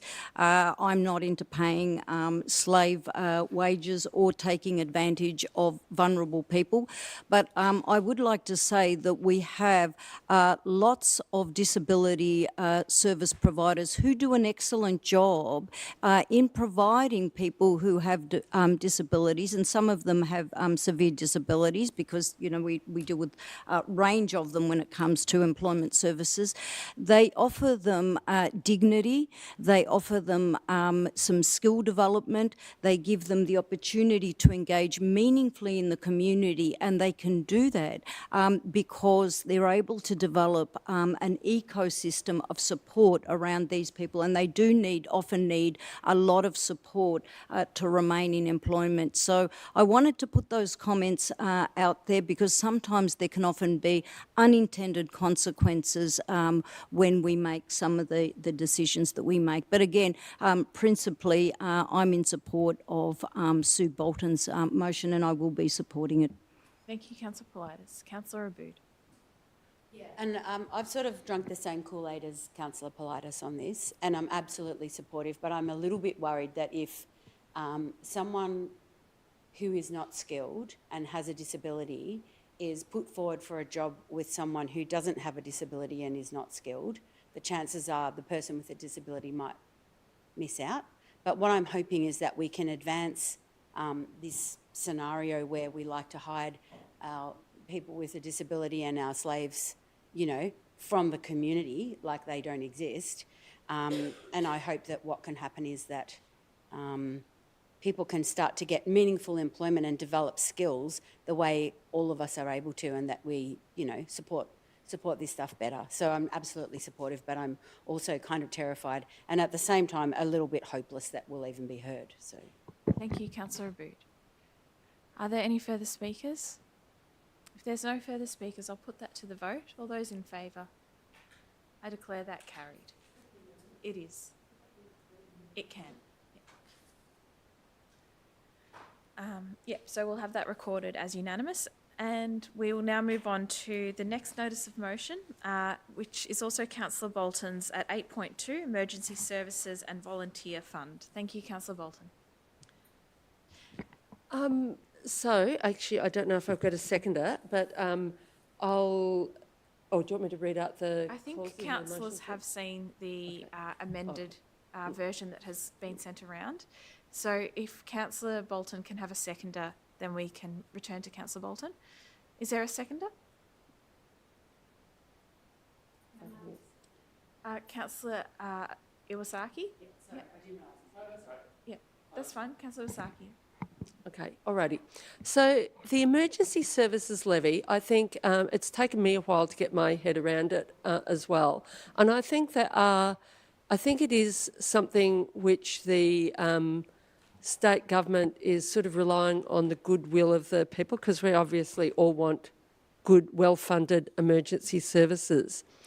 But as I've dug into it, I have started to realise lots of problems with this. Firstly, one of the issues, not the only issue, is that what's happening is that councils are being turned into tax collection agencies for the state government, especially unpopular taxes, because in reality it is a tax. Secondly, I believe that councils, councils will be billed for any uncollected emergency services levy money, and councils could end up footing a big bill as a result of people either not being able to pay their full rates with the emergency services levy or choosing not to pay the emergency services levy part of it. Secondly, we've seen the impact with the fire services levy, where the fire services levy has not been used entirely for core fire services. It's sometimes been used to pay the salaries of top CEOs and so forth. It's sometimes been used to fund litigation against the union. It's sometimes been used for admin costs, but not direct fire services, so that 42% of fire trucks are beyond their use-by date. They're over 15 years old, which makes them unsafe to be on the road. So I think there are some serious issues which have been unexplored and people are not really clear about. There is a call, I'm calling in this motion for a moratorium on collecting this levy in order to allow a public inquiry to examine the Emergency Services and Volunteers Fund, that's the full name, and its implications, which I think people don't understand the implications. I also think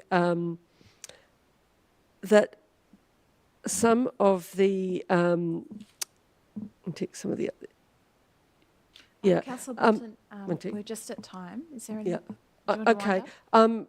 Yeah, I think Merri-bek should put its voice to a call for a moratorium to enable a public inquiry into this levy and its implications, and also add our voice forward that if this volunteers levy comes into being, that it should be used for direct emergency services and not non-core activities, and not disguise cuts to emergency services. Thanks, because Councillor that's the last point. It's emerged that there will be a cut to funding to emergency services with the introduction of this levy. Thank you, Councillor Bolton. Councillor Iwasaki. Yeah, I think I'll just reiterate the point that having funds collected through the city as opposed to directly from the state's consolidated revenue fund is just, it doesn't feel like it's very honest in regards to taking responsibility for this additional fundraising initiative. So, if today I spoke that I wasn't able to achieve the outcomes for a parking situation on Park Street, and I apologize on behalf of something that I don't really have that much control over, but directly I will be speaking to the resident and taking responsibility for my vote. And it should be kind of similar for this, especially at higher levels of government, and for something that's so important, because there are things that we need to pay for that are important, but going roundabout the normal way just doesn't seem like the right thing to do. It's disingenuous, so that's all, I think. Thank you, Councillor Iwasaki. Are there any further speakers?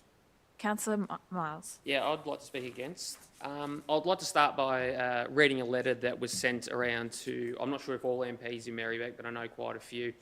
I've left the author's name off. I didn't mean to, but it is found easily online. I'm writing to you as a dedicated member of the Victorian State Emergency Service Fawkner unit, urging a request you support in securing stable funding to ensure all volunteers across Victoria can continue providing our community with effective and emergency response. Vic SES, as you may know, is a volunteer-based organisation committed to providing emergency assistance to maintain impact of emergencies reduce trauma and those exposed to emergencies in enhanced community resilience across Victoria. Our volunteer numbers are 4,800 strong, work tirelessly to prepare and respond to a wide range of emergencies, including floods, storms, tsunamis, earthquakes and landslides and road crashes. Our efforts are significant, evidenced by our strong 373 volunteer hours contributing between July 2020 and June 2023 alone, equaling to an economic value of $530 million. Despite our dedicated volunteer base, Vic SES is currently facing crucial funding challenges that threaten our ability to effectively deliver essential services and maintain operating readiness. The reliance on volunteers fundraising to provide vital equipment, maintain facilities and replace end-of-life fleet assets is simply unsustainable. So, given the increased impact of climate change on Merri-bek and across Victoria, we can only expect the frequency and the severity of emergency service to continue rising. This means we must find stable and reliable ways to fund our emergency services. While I agree the current system of asking councils to be debt collectors for the state government isn't right, and I would like to see it done in a different way. I'm not sure how else it could be done, whether it be done for the State Revenue Service, but I mean, these things, I mean, it has already gone through. I'm happy, I believe our emergency services should have to rely on fundraising efforts like selling cakes. Groups like Fork and SES should be fully supported so they can focus on what they do best, protecting our community. Let's leave the cake selling to Glenroy Bakery. It's important to note that the levy will be used to fund 95% of the budget of key organisations, including the SES, 000 Victoria, Emergency Management Victoria, Forest Fire Emergency Victoria and the State Control Centre and Emergency Recovery Victoria, ensuring that these organisations are well-resourced, making sure organised are well-resourced. It is not optional, it is essential to our collective safety and resilience. Thank you, Councillor Mars. Are there any further speakers? Yes, go ahead, Councillor Bolton. Yeah. Just in right of reply, I forgot to mention this when I began, and also thanks Councillor Miles for reading out that letter, because I believe a lot of people in Victoria think that this emergency services levy will actually properly fund these services. But the Victorian Treasurer published something in the Government Gazette on Friday, and the figures reveal that the Victorian SES budget will be slashed from $85.2 million in 2023-24 to $76.8 million in 2025-26. The CFA will be cut from $328 million, will be reduced from $370 million in 2023-24 down to $328 million in this financial year, and Fire Rescue Victoria will get the steepest cut of all, dropping from $961.4 million in last financial year to $846.4 million in this financial year. This has not been publicly aired by the government, and these figures are based on a combination of how the emergency services levy will be divvied up between the services and the 10% that the government has to contribute from consolidated revenue, and that is a funding cut for those three services. So, and that's in the Government Gazette. So this is why I think the government has been, going on the basis of the community's goodwill. And I initially supported this levy as well when it was first announced. But it's also, like council rates, it's also an inequitable way of funding services, because like with rates, you can have a millionaire living beside an old age pensioner who has no other property than their one Bolton, house. your right of reply is for 2 minutes. Yeah, it's not according to ability to pay. Thank you, Councillor Bolton. So that concludes the debate. I'll put Councillor Bolton's motion to the vote. All those in favour? I declare that carried. Yes, we'll get a division on that. So all those in favour, we have Councillor Yildiz, Councillor Svensson, Councillor Pulford, Councillor Davidson, Councillor Abood, Councillor Bolton, Councillor Irvin and Councillor Iwasaki. All those against, we have Councillor Theodosis, Councillor Miles and Councillor Politis.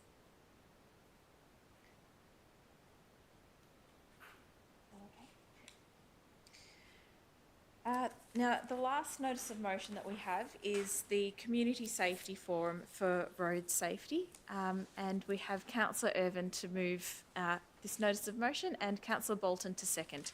Go ahead, Councillor Irvin. Thank you, Mayor. At the start of May this year, a motorcyclist was killed by a driver on Bell Street, actually right in front of Town Hall. At last month's council meeting, Councillor Svensson raised this tragedy and suggested holding a community forum regarding road safety on state-managed roads in Merri-bek. And it was actually just the following night that another fatality occurred in Coburg, with a skateboarder being killed by a driver on Moreland Road. To have two fatalities in such a short time span is unthinkable, and I offer my condolences to the friends and families of the two people who were killed. The impacts of deaths like these do not disappear, and these people will be holding that grief forever. I've put forward this motion to continue the point that Councillor Svensson raised, to hold a community meeting to hear people's views about safety on state-managed roads. We see the advocacy done by community groups like Safe Walking and Riding on Murray Road, Coburg Kids, and so many more. This includes showing the terrifying frequencies of near misses, minor crashes, and major crashes along state roads in Merri-bek. And Councillor Abood actually raised the item earlier of the bus stop on Murray Road, that if you see photos of it, it's absolutely horrific. So the aim of this community meeting is to bring together residents, advocacy groups, and key stakeholders so that we can work together to understand the issues and identify opportunities to make our roads safer. Thank you. Thank you, Councillor Irvin. Councillor Bolton. I think this is a great initiative and I fully support it. And in addition to the 15 crashes on Murray Road that Councillor Abood mentioned, there have been a whole series of crashes in Coburg North along Sydney Road, and there was the death on Moreland Road, close to where there has been a campaign for a pedestrian crossing outside the IGA, and I've personally moved motions around the need for pedestrian crossing at that point. So I think it is. I think it's a really important thing to have this meeting occur to discuss potential things that can be done to make, especially the state roads, much safer. They're carrying more traffic, and it is appalling that in order to justify a pedestrian crossing, you have to demonstrate the number of pedestrians crossing at that particular point. But the problem is people aren't going to cross at that point if it's deadly to cross at that point. I can think of Outlook Road on Murray Road. People have to cross in order to catch the bus, which unfortunately only runs 5 days a week. But it's you take your life in your hands. And pedestrians take the shortest path because it's the slowest form of travel. So people will go to particular locations. So I think there are definitely some issues to discuss at this meeting. Thank you, Councillor Bolton. Yes, Councillor Politis and then Councillor Abood. Thank you, Mayor. I am very strongly in favour of this motion, and I think it's very timely because community safety is something that everybody is concerned with. I've received many calls from many residents in the 6 months since I've been on council on this very issue. Lots of residents are concerned. Residents, traders, shoppers, everyone in the community, well, many people are very concerned about this issue, and particularly when you have another fatality or another accident, as there have been some lately. The issue facing, I guess everybody in the state really, is that increased density also can often compromise safety. So, because you just have more people using the road, you have more users, you have more people wanting to cycle, more people wanting to walk, and life is getting busier and people are in a hurry. So I think it is timely that we hold a community safety forum which allows the community to bring their concerns to this forum and to be able to discuss it and hopefully work towards some solutions which will see an increase in safety. Thank you, Councillor Politis. Councillor Aboud. Yeah, thank you, Mayor. I just wanted to propose a three-word amendment that after the word such as, we add community advocacy groups, if that's... And that's agreeable to the mover and seconder? Thank you. No problem. Thank you. Councillor Aboud. So this is one of those notices of motion that probably all of us want to take responsibility for and all of us want to second, because all of us could talk to our neighbourhoods from the context of something that doesn't work with regard to traffic in our patch. And it's probably something also that we all think is our own idea. We had a conversation about the 30k per hour trials that we're having in residential areas that are controlled by us, and we did say that we would have, a conversation, that the consultation would involve a forum at that event as well. As part of that motion as well, I think. So maybe this is that too, but we need to actually hear from everyone, because we need to make some compromises. There are times when what we're applying or what we're applying for don't work as well.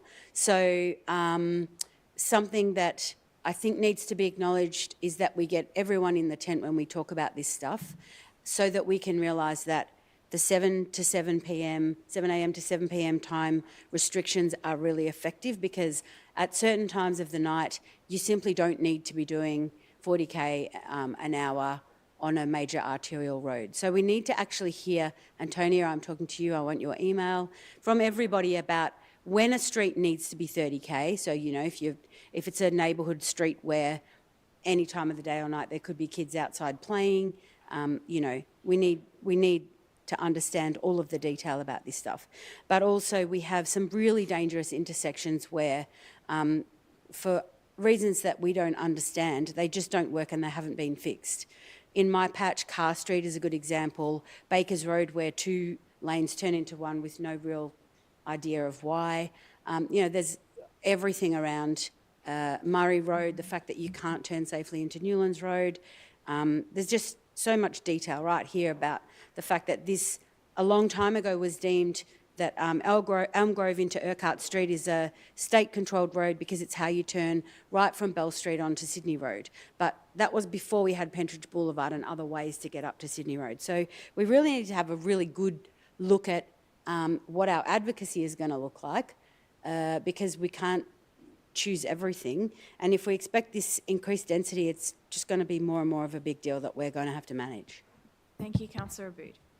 Are there any further speakers? If there's no further speakers, I'll put that to the vote. All those in favour? I declare that carried. And that can be recorded as unanimous as well. So that brings us to the close of the meeting, as we don't have any notices of rescission or urgent business. But before we close the meeting, councillors, are there any items that you would like to foreshadow that may be the subject of a notice of motion for the next council meeting? All right, well, we will close the meeting to the public at 8:32. Is there a councillor to move that? Thank you, Councillor Abood. Thank you, Councillor Iwasaki. All those in favour? I declare that carried. Thank you for your attendance tonight, and thank you, Mayor, for also coming as well, and those live streaming at home.